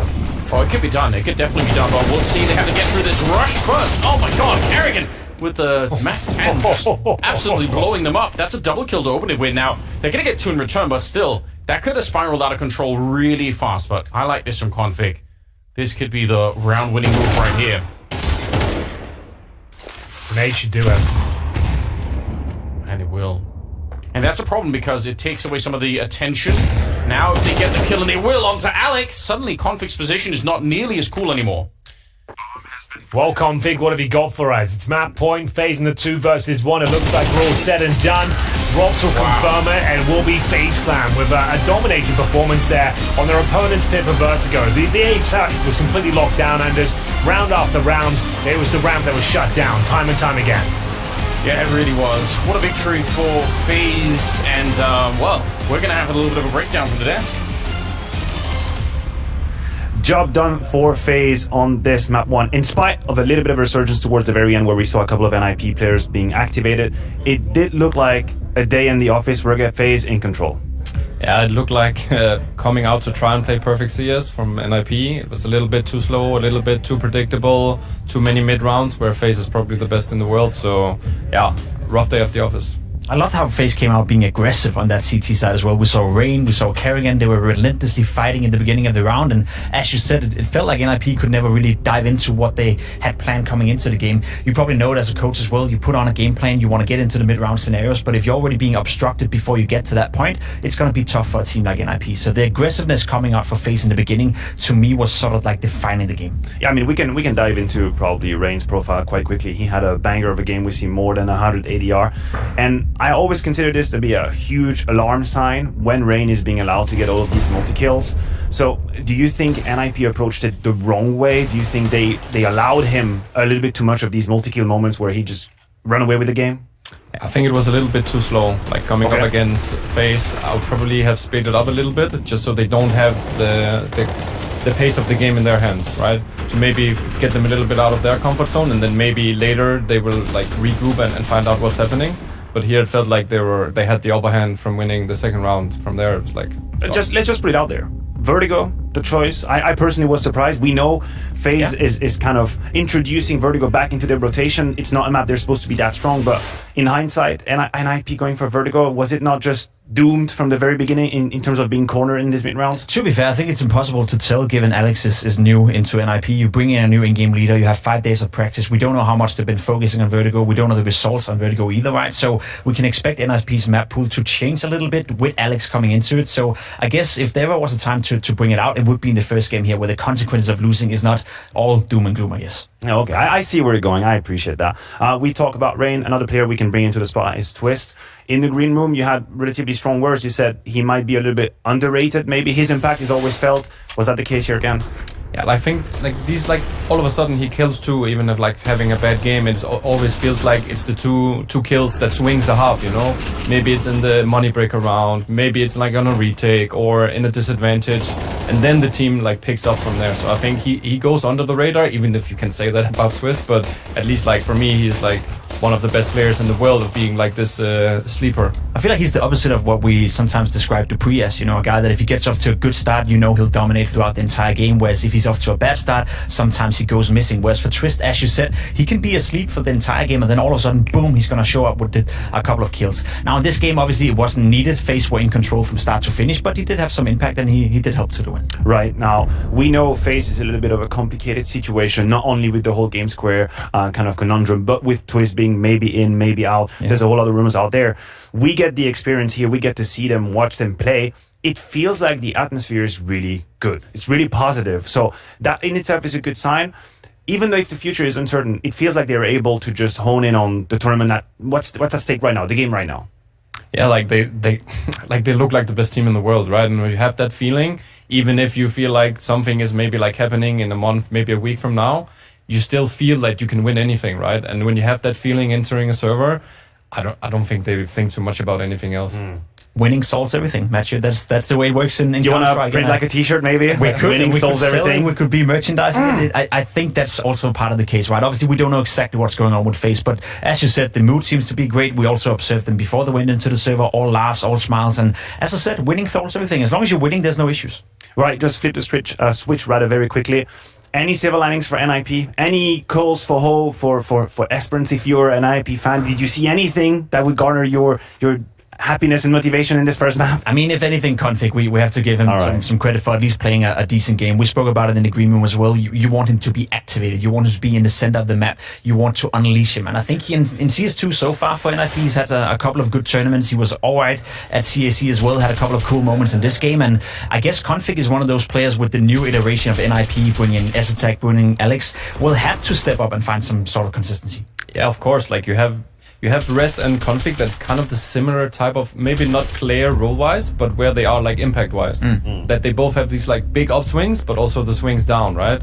And if they solve that with bringing, I think, this guy a little bit more into also on the T side, not being on his own island, I think they have the pieces, right? But it needs to soon click also to find not the similarities 24/7 between the two. Well, we are very much at the very beginning of a long run for NIP, of course, rebuilding a structure, new IG Alex coming in. The first map didn't go their way. Vertigo was a little bit of a disappointment, but they still have a fight in the game. We're going to take a quick break, and when we come back, we'll dissect Nuke, the next map.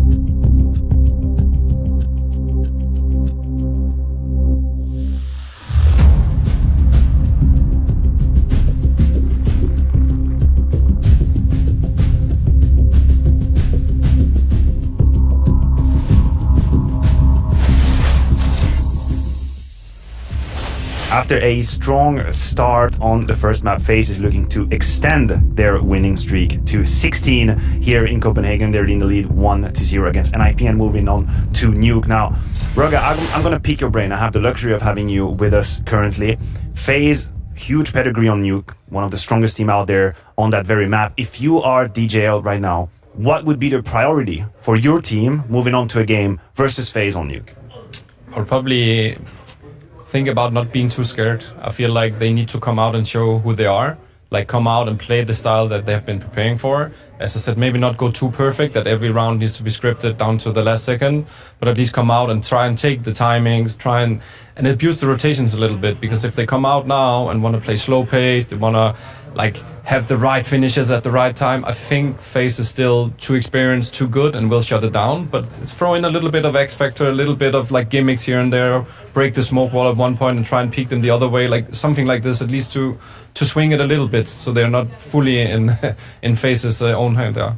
It's a deal with the devil in a sense, because I agree with you. If you look isolated at this game, if they want to stand a chance of winning on Nuke, NIP haven't won a game on Nuke in 117 days, right? You're going up against FaZe Clan as well. You got to throw out the strat book. You got to unleash config, unleash rest, play a little bit out of the book. But again, if you're preparing right now to build in Alex, you know, to learn how to approach the game, you know, to fit in S-Attack as well, you want to take this as a learning experience. You want to stick to your guts, you want to stick to your game plan and see how far away you are, so you can sort of measure yourself up against a team like FaZe. So you're kind of, you know, trying to make a deal with the devil in the sense that if you want to win this specific map right here, right now, maybe throw it out, maybe do a little bit more loose style, but also you have a major qualifier coming up in a couple of months now, and that's where you want to peak. So how much time are you going to waste at these big tournaments? Yeah, I agree with you. Listen, I think these are two different horizons, two different perspectives to keep in mind. One is getting ready for the major eventually and build a game book. The other one is let's try and make that giant bleed, right? And I recall the ends of Snappy in CAC with the lineup that had a stand-in, that had a whole lot of uncertainty as well. And with a couple of these good calls, like the inside crunch from Ramp, and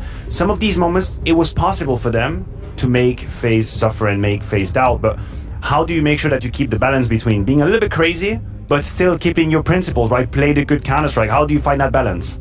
I think it's quite up there in modern CS. Like, you cannot come out and play perfect CS from the first minute anymore. Like, teams have gotten so good, so much anti-strat, so many like game plans for specific styles. So I think it's actually out there. That's how a lot of teams are playing. Even like the guys behind us now, I know Kerrigan loves to play mind tricks.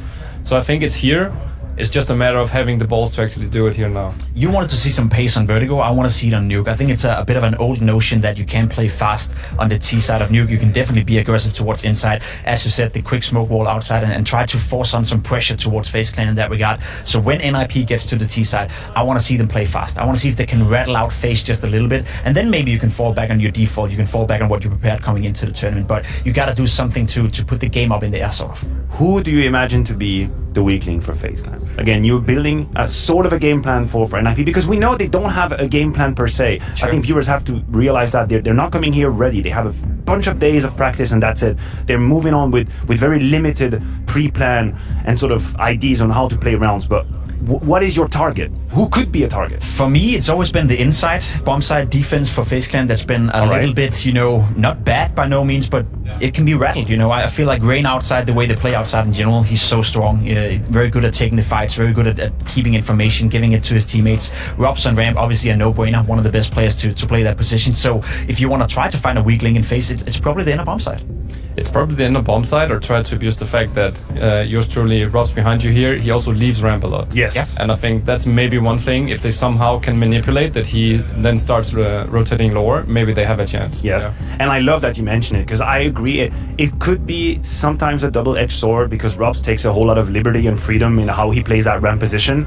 But do we expect NIP to already be ready to exploit that, to ready to create this moment? Because you know it, from a coach perspective, it's not just, hey guys, I'm gonna throw 2 smokes outside and hopefully Robs is gonna move. You need to have some sort of punch to your fake, some sort of punch to your activity. Is there a world in which NIP is ready to put this kind of shenanigans on the server?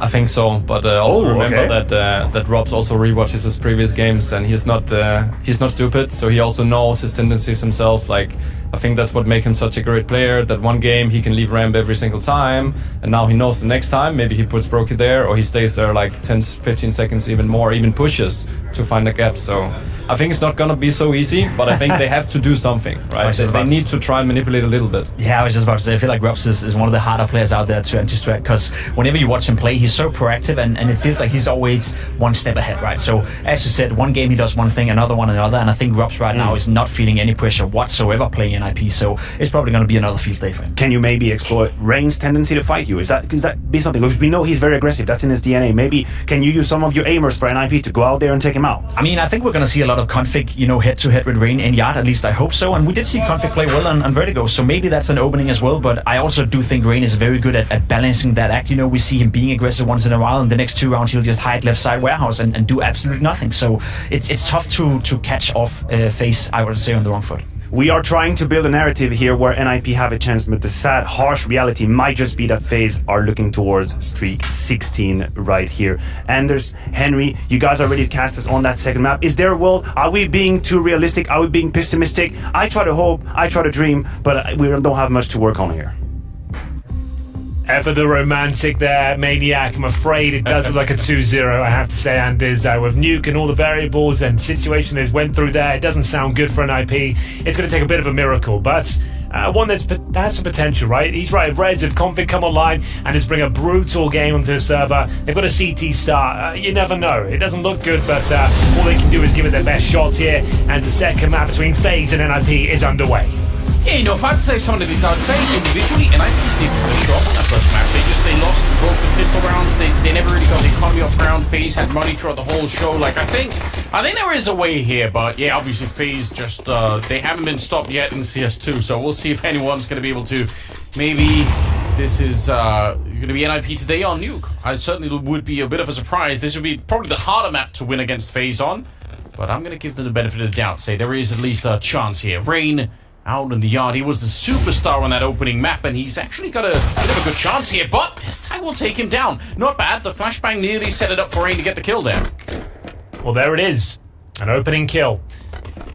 A response, though, and a decent one from FAZE. They take control of the ramp room. So, right now, sure, they've got a disadvantage. Next objective will be to try and get the bomb planted if possible, but Headshot with those Julies patrols a squeaky door. Bit of a standoff right now. It's Ropt holding towards that position as well, as it will be FAZE repositioning and coordinating the troops over towards the lobby. Back towards up we go. There's Julies either side right now, and it should be complete lockdown from Config. Oh, that's a strong headshot to begin with. He's not shying away from the fight either. Twist will go with the kill, and Rob's actually just Hetrick not even checking the corner. That's maybe a little bit careless. 40 seconds, and it is a 3 versus 3. Gotta be careful. Alex nearly gets taken down. That's 95 damage up the ladder. No. I can't believe it. Carrigan to get the kill on S-Tag. That should have never happened. And now the bomb is going to be planted. They might have given this one away here in IP. I think you might be right there with the headshot that's already wounded Alex down to 5 points of health. That might be enough, as we will see them attempt this retake here, but there's nothing to be done now. Rez will have just the outside control. He's towards main entrance. There's no way he can defuse this bomb. Maybe just holding on to the Kevlar at this stage, Anders, because it's absolutely over. It was looking so good for a while there. NIP with the opening couple of kills, but then Carrigan flying up that ladder steals the hopes and dreams away, and it will be another pistol in favor of FAZE here on the T side of their map. It's going to be 1-0. That didn't need to happen. There was probably 5 different ways that NIP could have made different decisions individually and as a team to make sure they held on to that kind of a lead. So a bit unfortunate, I've got to say. S-Tag giving the opening kill here, but Carrigan's position, I thought they were going to rotate around it in a different way, but they actually use it as a bit of a backstab. And surprisingly, that worked out for a kill. So, FAZE off to a good start. Very good start, and we won't see the same force spy that we saw on Vertigo. It's going to be the full eco here for NIP. So, an outside stack, though, to be honest with you, might be a little bit tricky to negate. You're going to see a little bit of a swing into the garage, but so much damage from these Galils. Blink and you miss it as we go up 2-0. That's a very quick round, Anders. You're dead on, and it will be FAZE to give nothing away whatsoever. Take on the rifles, though, for NIP. It's going to be a compromised round. You certainly won't have the sniper in the form of the AWP. You're not going to have kits, perhaps, and maybe not even helmets, which makes bit of a problem going forward, considering up against the majority of players with Galils, as we hear Twist and Co gunning them down. Here come the M4s though, as expected. You can see there's only 2 players with helmets here, means those Galils are extra potent. And in terms of the kits, I don't think we have a single one. Outside smoke's deployed early, and that third smoke coming in as well. So maybe just going for a very basic approach here of 4 players down towards Secret, 1 patrolling towards Squeaky Door. Yeah, the lack of utility here, really a sign of worry for NIP in this kind of a round. Going to be FaZe making their way across, down to see if they can maybe fight Hat-Trick. I think he's well aware that something is going on, so he's going to be falling back. He's still the only one down here, so a lot on his shoulders. If they want to try and win this round, they need a strong headshot. There we go. Rain goes down instantly. That's everything they could have wanted. Going to just back off into the site, and he can call in for some rotation coming down from the ramp as well. Well. Opening frag. A beautiful one from Hat-Trick. Good discipline just to peel off the angle. Buy some more time. Call for the backup. It's clear it's going to be a lower side attack here. Alex, good damage towards Brokey, but not quite enough for the frag. But Rops patrolling the vents. He's at least cool that no one's actually rotated down towards that position, so maybe they come towards upper Aranders. It's a nice call and one that may pay dividends. Yeah, they set it up really well, but good little setup for Config though. I do like the change of pace here for FaZe, but they still might not be able to break through. I think NIP have realized what's going on, and it is just Carrigan left. 1 versus 5 on this one. Good spray! Oh my god, that's a great double kill. He's going to get the bomb behind it as well. That's way more than he should have been able to get. Sets it up for a flashbang. He's picked up the M4. He maybe could have had that third one. Oh man, I wanted to see Carrigan follow through on that. That would have been sick. Oh, well done though. NIP with a solid hold. Giving up outside at the very beginning, allowing players down towards Secret. Hat-Trick though, playing it perfectly, manages to find the kill, deny the plant, force him towards upper. Big smiles all round, and yeah, great effort from Carrigan. He's actually had some really impactful moments today. Yeah. Gets a double kill and the bomb planted, keeps the money nice and strong for FaZe. Should be another buy available for them. But good read as well. Nice rotations towards upper and indeed lower. S-Tag finding the most important kills. His Carrigan's attempts though, actually get that bomb planted, actually does have a bit of a knock-on effect. Keeps NIP very modest and gives some extra cash on the FaZe side of things as Alex enjoying the first round. They picked up on the CT side. They need to win Nuke here. Take us all the way to Mirage if possible.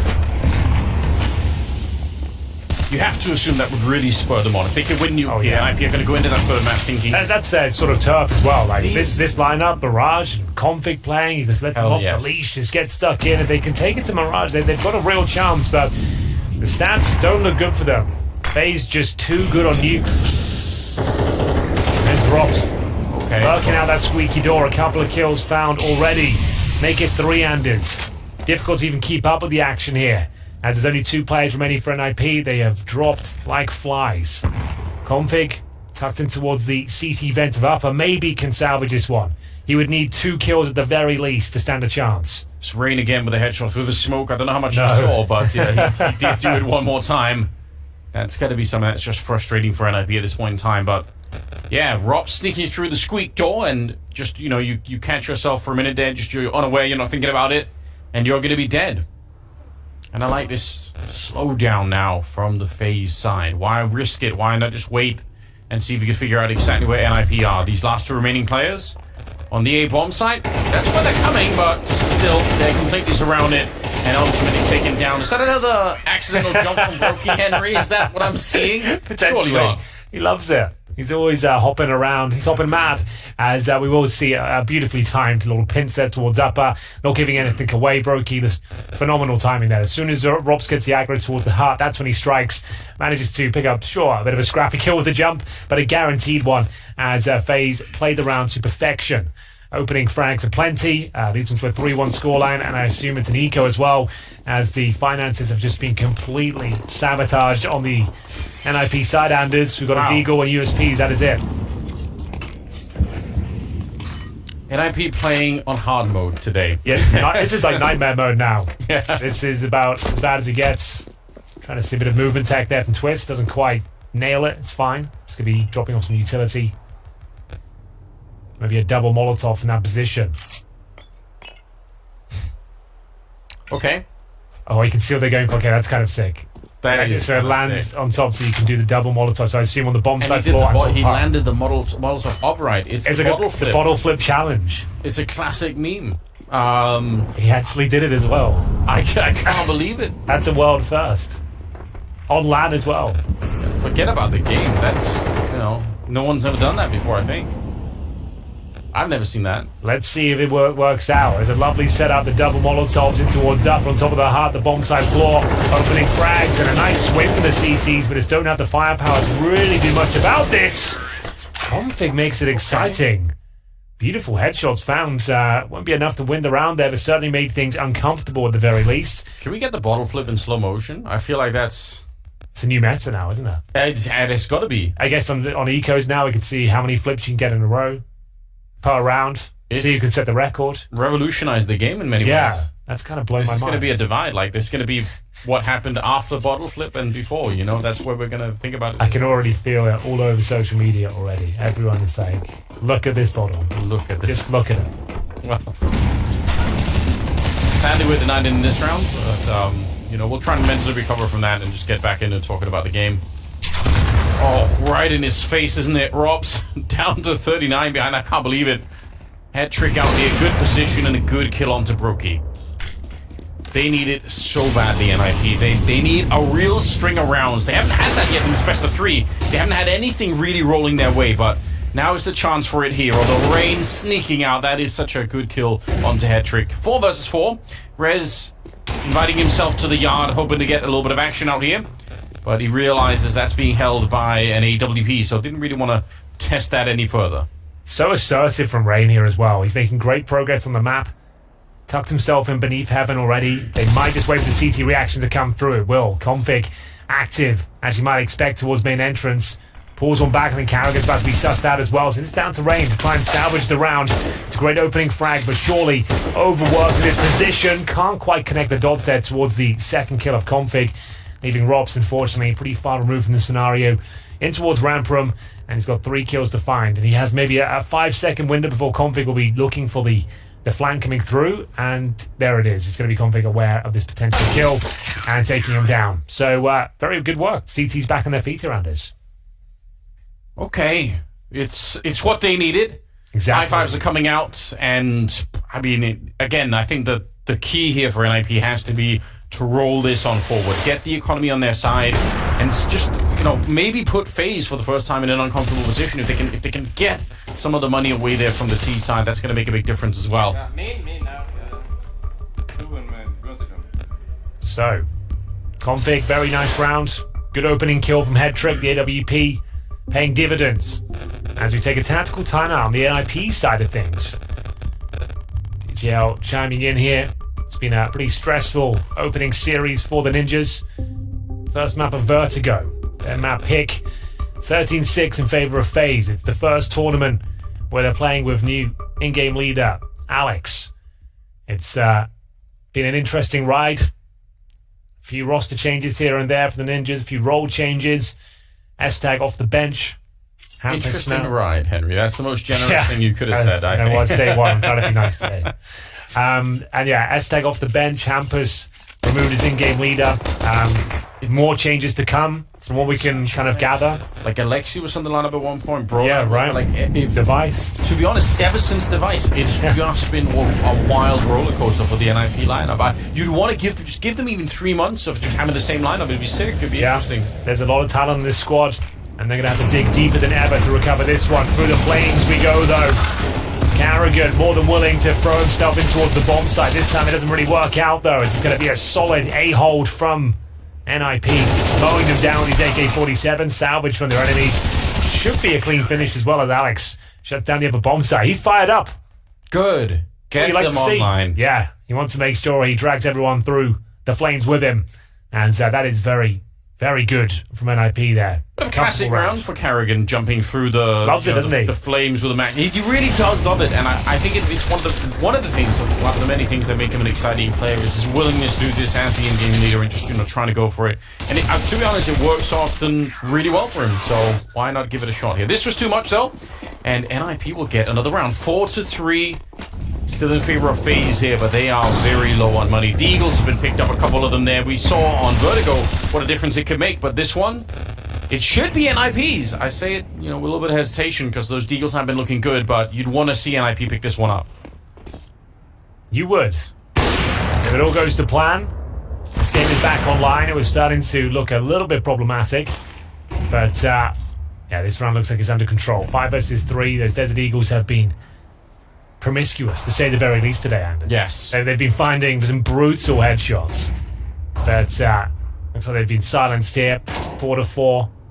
Looking very likely. It's S-Tag tugged behind the CT vents. Config patrolling from the rafters. Robs is trying to engineer this kill from every different angle. You could see he already realized where S-Tag is, but didn't feel like he was going to get the repeat there. So 50 seconds on the clock, and kind of a lot here still for NIP just to keep all the rifles alive. This is about the economy. Rez finding that one. Didn't get to say his name too much on the opening map, Rez, but no, we want to. Over at CAC, I think he had some very commendable maps. He did. Like, I feel like we had that very sort of like conversation, the usual monologue of when's Red's going to arrive. He actually had some very impressive performances. Bear in mind, like, they were essentially a mixed team there. But we'll see. This is looking like it's promising. His CT half is coming to life now. That's a few rounds in a row. They've tied things up at 4-4. Alex is looking fired up.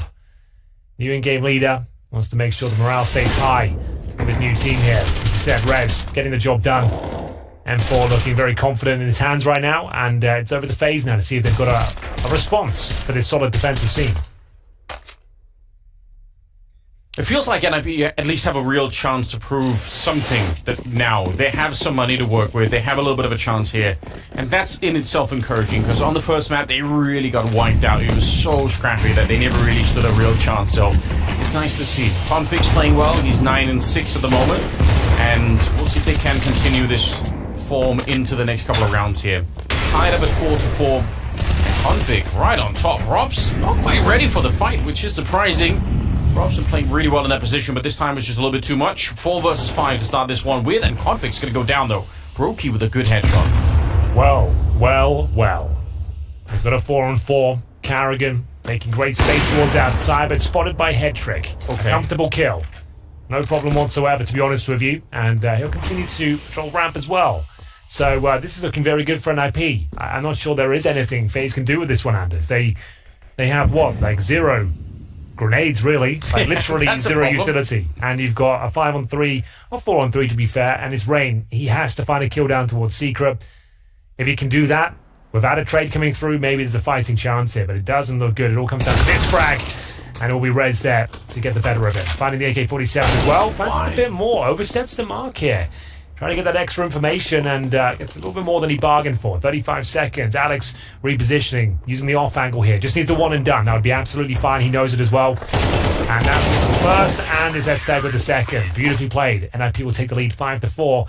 And you can see this is it's looking promising, Anders. Against FaZe on Nuke, they're actually looking like they might be competitive now. I would say so, yeah. This is the big improvement from the first map. Again, I think it's really worth thinking about the first map in the context of the fact that they lost both the pistol rounds and just couldn't really ever reset the FaZe economy. This is a different adventure right now.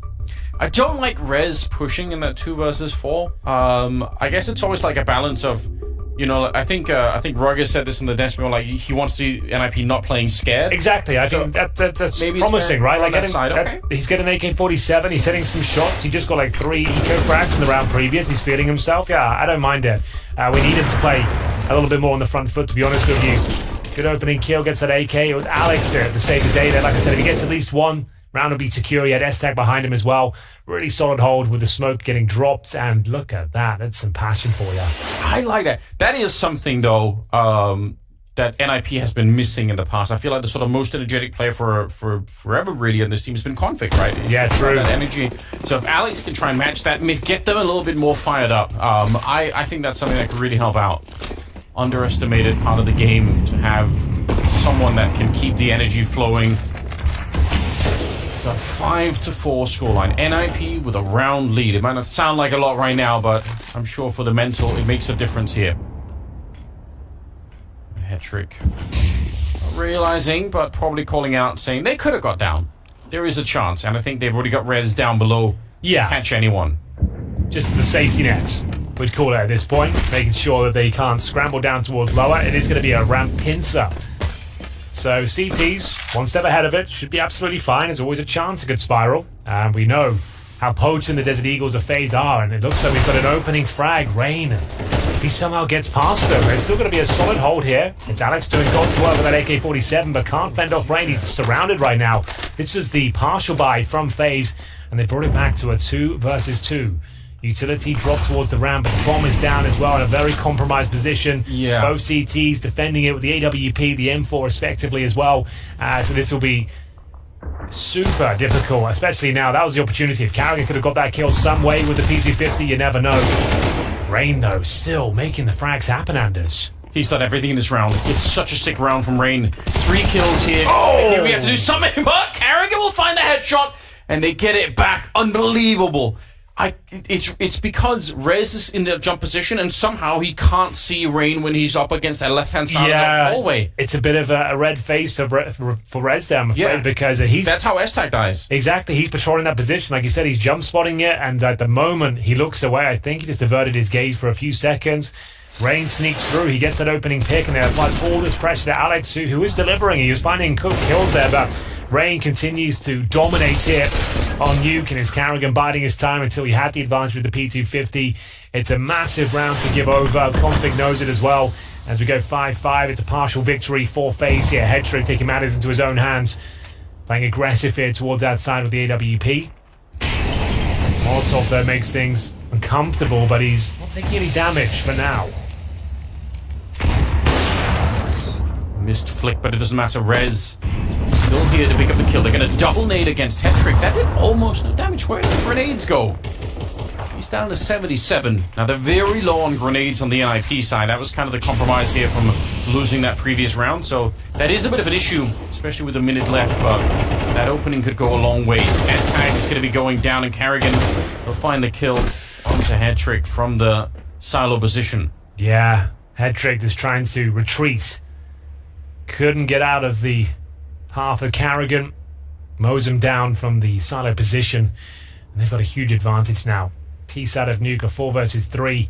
CTs spread very thin across the map here. They've just got no lot of presence. Have to hedge their bets. Try and get in towards the upper bomb side. They've made the correct call here, but they need a frag. Need a bit of intel. Smoke down towards main. They know it's going to be an upper attack here. Rob's trolling towards Secret. And we have got Twist with that bomb towards the hut position. They're actually doing a pretty stellar job so far. We go down to a 2 versus 1, but Alex, nothing he can do, Anders, as they continue to just trade out kills, utilizing that man advantage and eventually winning the round. Wow, yeah, that's the economy reset now for NIP. Very bad position to be in all of a sudden. I've got to say, they really they couldn't afford to lose that round of Rain. That previous one, that was devastating. This is a good setup. You like to see it, but they can't really escape the position once they're in it. This was the kill where things got very complicated for them. You can see they even made the correct call. They had the upper gamble going on the CT side, but that man advantage, so difficult to deal with. And now the final round, Anders, of this first half. It's going to be Desert Eagles, CZs, MP9s, Famases, and the first kill comes in before we can even explain what the setup is. And it looks like NIP are done here on the CT side. 7-5 looking very likely indeed. Yeah, Config trying to fight his way back into it. He's stolen a FAMAS, or he's picked up a FAMAS. So he can maybe do a little bit of damage with that one. 3 versus 4. Rain sneaking in behind. He's got the right idea. I think you heard the drop. He knows that someone's down here. Maybe more than one person, but he's going to be happy with just the 1 kill onto Rez. Okay, though. Look at this. Config's got the bomb. And no head now. Ladies and gentlemen, that is a beautiful way to close things out. FaZe continue to dominate on the T side as they do post that 7-5 scoreline.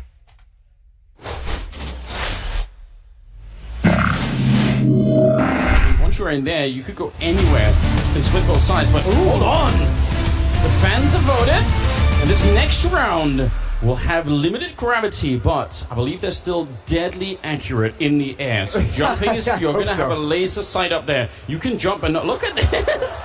Oh no! He's so quick in there, trying to look over the map.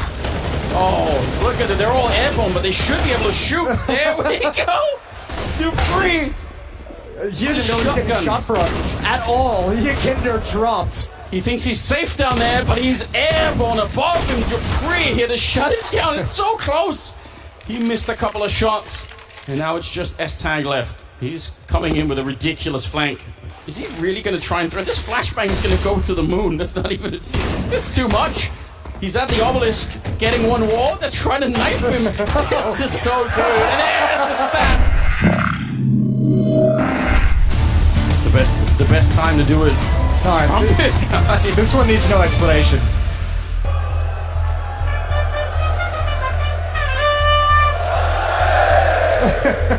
Amazing.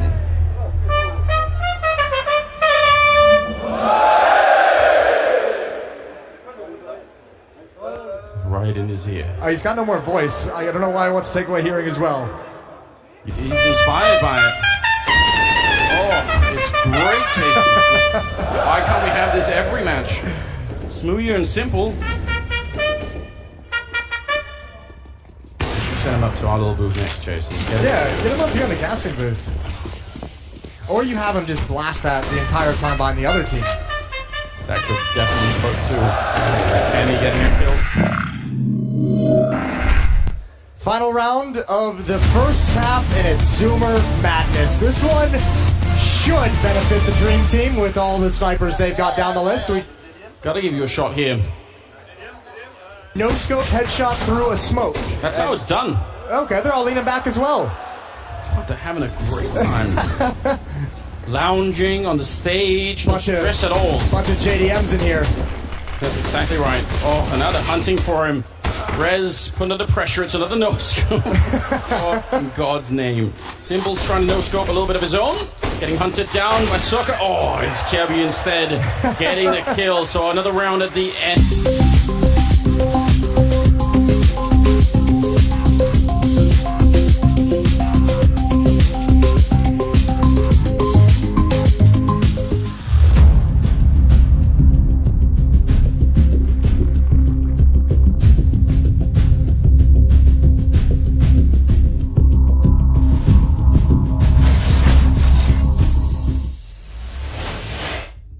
What's up, ladies and gentlemen? You're back. It's map number 2 between FAZE and NIP.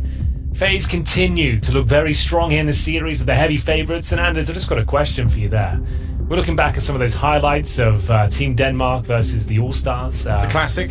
Seemed like Jason has never been so much joy and glee ever in his life. Looked like the best game of all time.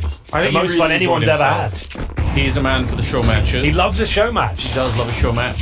Well, here we go. A little bit of a show coming our way as well. Twists with the dualies. And a double kill to follow. It's so quick, Henry. It's unbelievably quick. The pistol round is over and done with. FaZe laughing their way into a second map victory right now. This has gone wrong for NIP. Yeah, I like the call. Like, why not? Let's go for the upper rush. Unfortunately, that's what the dualies are designed to shut down. And there's a normally on top of the hub. Twist just a slight adjustment on the bomb side floor, and they get absolutely mauled here by Glams to the slaughter. It's NIP. They get absolutely nothing out of the pistol. It's going to be FaZe 8-5, no plant. Presumably 9-5 now. They have to take the full eco here and bring out the rifles in the third. And then we have it. Brokey. Prime position, like he wanted to farm some cash. This is the play you do actually want to be a little bit aggressive at this stage. You get a double, has $1,200 at least in the bag. It's so greedy, isn't it? But in the best possible way. Also, just kind of letting NIP know there's absolutely no respect whatsoever here. Like, we're hunting, we're having a great time. Little wicked smile on Rob's face. You never really want to see that, do you? Like, he's such a scary player already. Like, don't let him get in his zone. And it might be too late as FaZe in touching distance now of the 2-0 on their CT campaign, the idyllic start. And we'll see if NIP can scrape together enough to make this round work and deny double digits at the very least. They've got 2 smokes. They have all the smokes towards outside, a slightly deeper variation. And I've got AK-47s across the board at the very least. Will have to be quite a basic approach, a rudimentary with the lack of utility they have. Yeah, it's going to come down to the fight. That's what we need. There we go. That's what we're talking about. Good old-fashioned headshot. Underrated in many ways. Yeah, absolutely. People forget about the headshots. They've been using those for generations. Well, Carrigan to pick up the M4. Rain can't use that anymore, so I guess it's better than leaving it on the ground. And Rob's thinking about whether or not he can bring his team back into this one. He's waiting for his internal clock better than anyone in the game at just, being patient in these kind of moments. We'll see if it's going to be rewarded here. And he's got some backup out here as well. Oh, this is going to be nice Molotov timing for NIP, though. I think maybe Robs would have wanted to go for that, but now... Yeah, he still fancies his chances, though. He knows he needs to go big. And unfortunately, Alex is on top of him here. That's looking like a confirmed round for NIP. A must-win, to be honest with you, as well. And to go 5-on-2, like... Sure, it's not a done deal, as there is Brokey down towards lower. He's got an MP9, he might as well give it a good go. Twist and get a frag here. There's somehow a chance for them. He was midair, I thought. He was on the ladder. He was jumping off the ladder. You're not supposed to win that fight ever, but I think NIP have got a good position now. S-Tag had already snuck on there, so he knew that no one was going to be on the high ground. And they get the bomb planted, so I think they just try and contain the T side here. Just make sure the round as expensive as possible. Twist probably a little bit frustrated there that he did present a sound cue, and Rez presumably finds him. A lot of damage inflicted there. Not much he can do. Just finding one more kill would be great. Calling for the back of his teammate here. It's a beautiful little setup. All things considered, getting a lot out of a little at this point, but can they both survive? Twist would do well on 12 points of health and the large blast radius. I'm not sure if you're going to make it. Looks like he might be fine. I actually don't know. In CS2, back of the garret, I'm sure it'll take some damage, whether it's more than 12. There it is, 8. So now we know. Okay. Write it down. Memorize it. Twist certainly knew. Well, that would make sense. He probably plays a bit more CS than me. Probably tested that. At any rate, I don't really test that sort of thing out. No. That's fair, Henry. And now we all know. Yeah. Don't laugh. You don't deserve it. Okay, 9-6. All right, then. It's a critical round for NIP. Oh, they all are really at this point, but that one more so than ever. They managed to make it work, but still a lot more to be done here. Rifles across the board for FAZE still. It's Robs with the AWP. Bit of a specialist with the weapon as well, especially towards the ramp. It makes so much sense in this position. He's got the only kid as well, just to note that. Quite a difficult buy here. There's no kid in play. Brokey this time opting for the secret position. The same Molotov to keep him at bay as they try to get some control towards that side. Yeah. Famous Henry G double smokes going down in the air. You do love to see that. And nobody blowing up the smokes either, so they get to walk clean past. It's a big benefit if you can only use 2 smokes out there instead of the 3 that you'd otherwise have to use. Brokey, very committed to this position. The jump pass, but he is good for the double kill. My God, he didn't have any backup down there, and still he picks it up. They are getting picked apart on this one. Just so everyone is confident. Nobody on FAZE even worries about losing the fight. That was absolutely filthy. Yeah. Brokey. Like, just so calm, so collected, brutal aim, and just ducking and weaving, like tap dancing in front of them while they try and trade out the kill, but it's perfectly played, and we've got a 5-on-1, I'm afraid. S-Tag will be guaranteed at least 1. And that gives them his position. So now, the question is, can he save the weapon? He has got 100 HP. No real reason to hunt him down if you're FAZE. Like, there's money available on the T side. Your CT economy is pretty weak. This will be double digits confirmed. And they do start to coordinate around the map. They've got the bomb in their control, and it looks like he will be surviving this one. So, yeah, that's all down to Brokey and Rain. Real nice synergy towards outside, beautiful shots, and great confidence, as you mentioned, Anders. Yeah. S-Tag just living out the round. Going to be able to make it through that one at the very least. So, yeah, AK for the next one. Yes, indeed.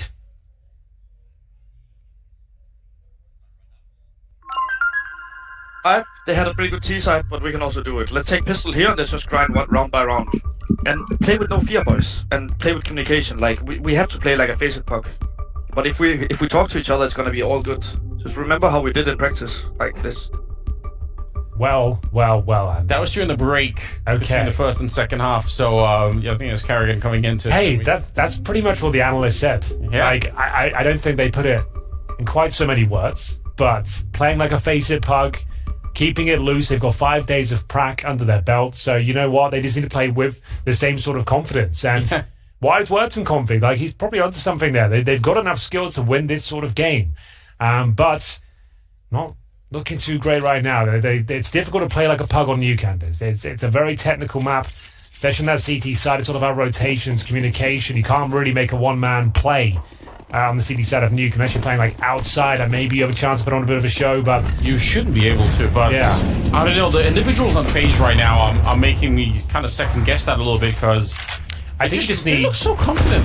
There's lots of upper pops here, lots of just opportunity to get bomb plants down, trade out kills. Like, I think that's going to be your best port of call, but it's certainly pick your poison. There's no correct answer here. Like you said, FaZe just look tremendous individually. Like, how do you shut down the world's #1 team on this crazy winning streak they're on right now? Looking to park up with 16 series wins in a row after taking this one 2-0.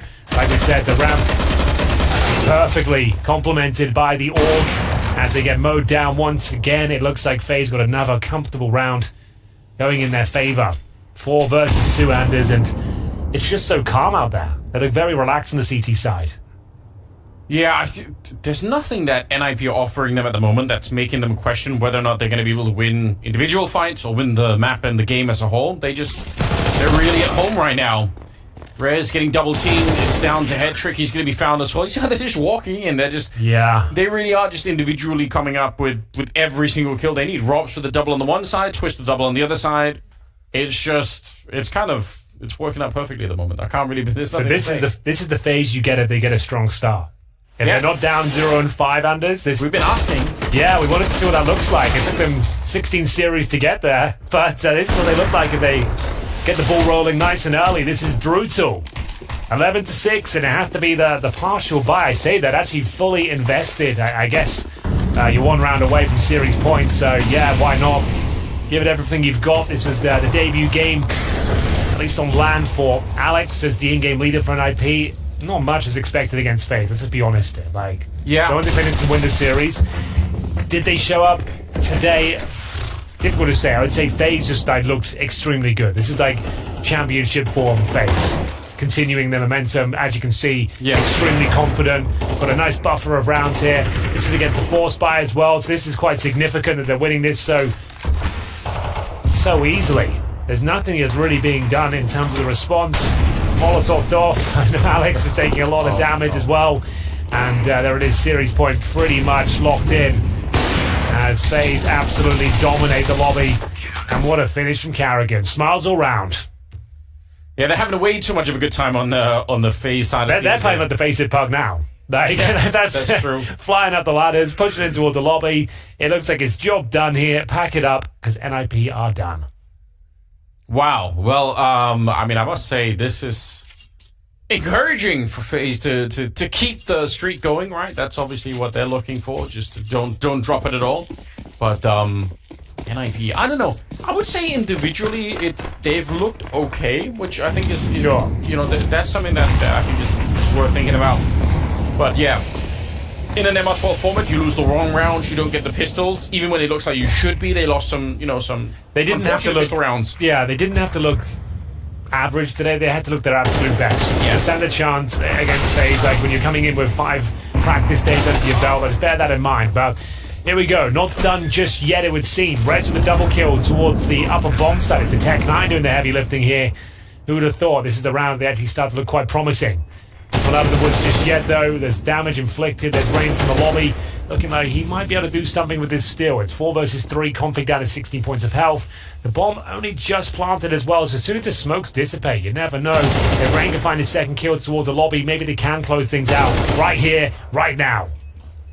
That's certainly what they're dreaming of. Frops, that smoke's lasting forever at the moment. He really wants to come through somehow, and he's going to find the kill on a Rez. Config back there, and that's tagged with the trade instantly, and I think Brokey's realizing that AWP, it's worth a little bit too much, and the bomb is too far ticked, so he's going to look for the exit instead. Oh my god, he actually got dinked, and they'll both go up to the bomb. What a way to finish a round. But for NIP, that's what they wanted. Yeah, more of that, please, Anders. If Reds could just rush up and get a double kill with the Tech 9 each and every round, they should be absolutely fine. But you're asking for a lot, Henry. Yeah, that's the problem. That's not too sustainable. We'll have a look. He's actually from the main entrance, so a nice little approach. You can see that's good for 1 or 2 rounds per game, I would say. But yeah, it's just a lifeline at this point. They need a life raft to survive this one on the T side of Nuke up against FaZe. But they managed to keep themselves in it for now.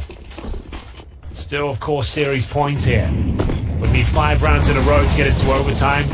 Stranger things have happened, even against FaZe. That is true. Although you look at the fact that Berkey's got 16 kills and Twister's got 19. Yeah, just doesn't look good. So intimidating, isn't it? And individually, they're just playing with absolutely no restrictions whatsoever, it feels like. But Rez is out in the yard again, and he's looking for just a little bit of action. The other 4 players playing towards the ramp, so it's a well-known position to play like this, especially if the ramp part of the push can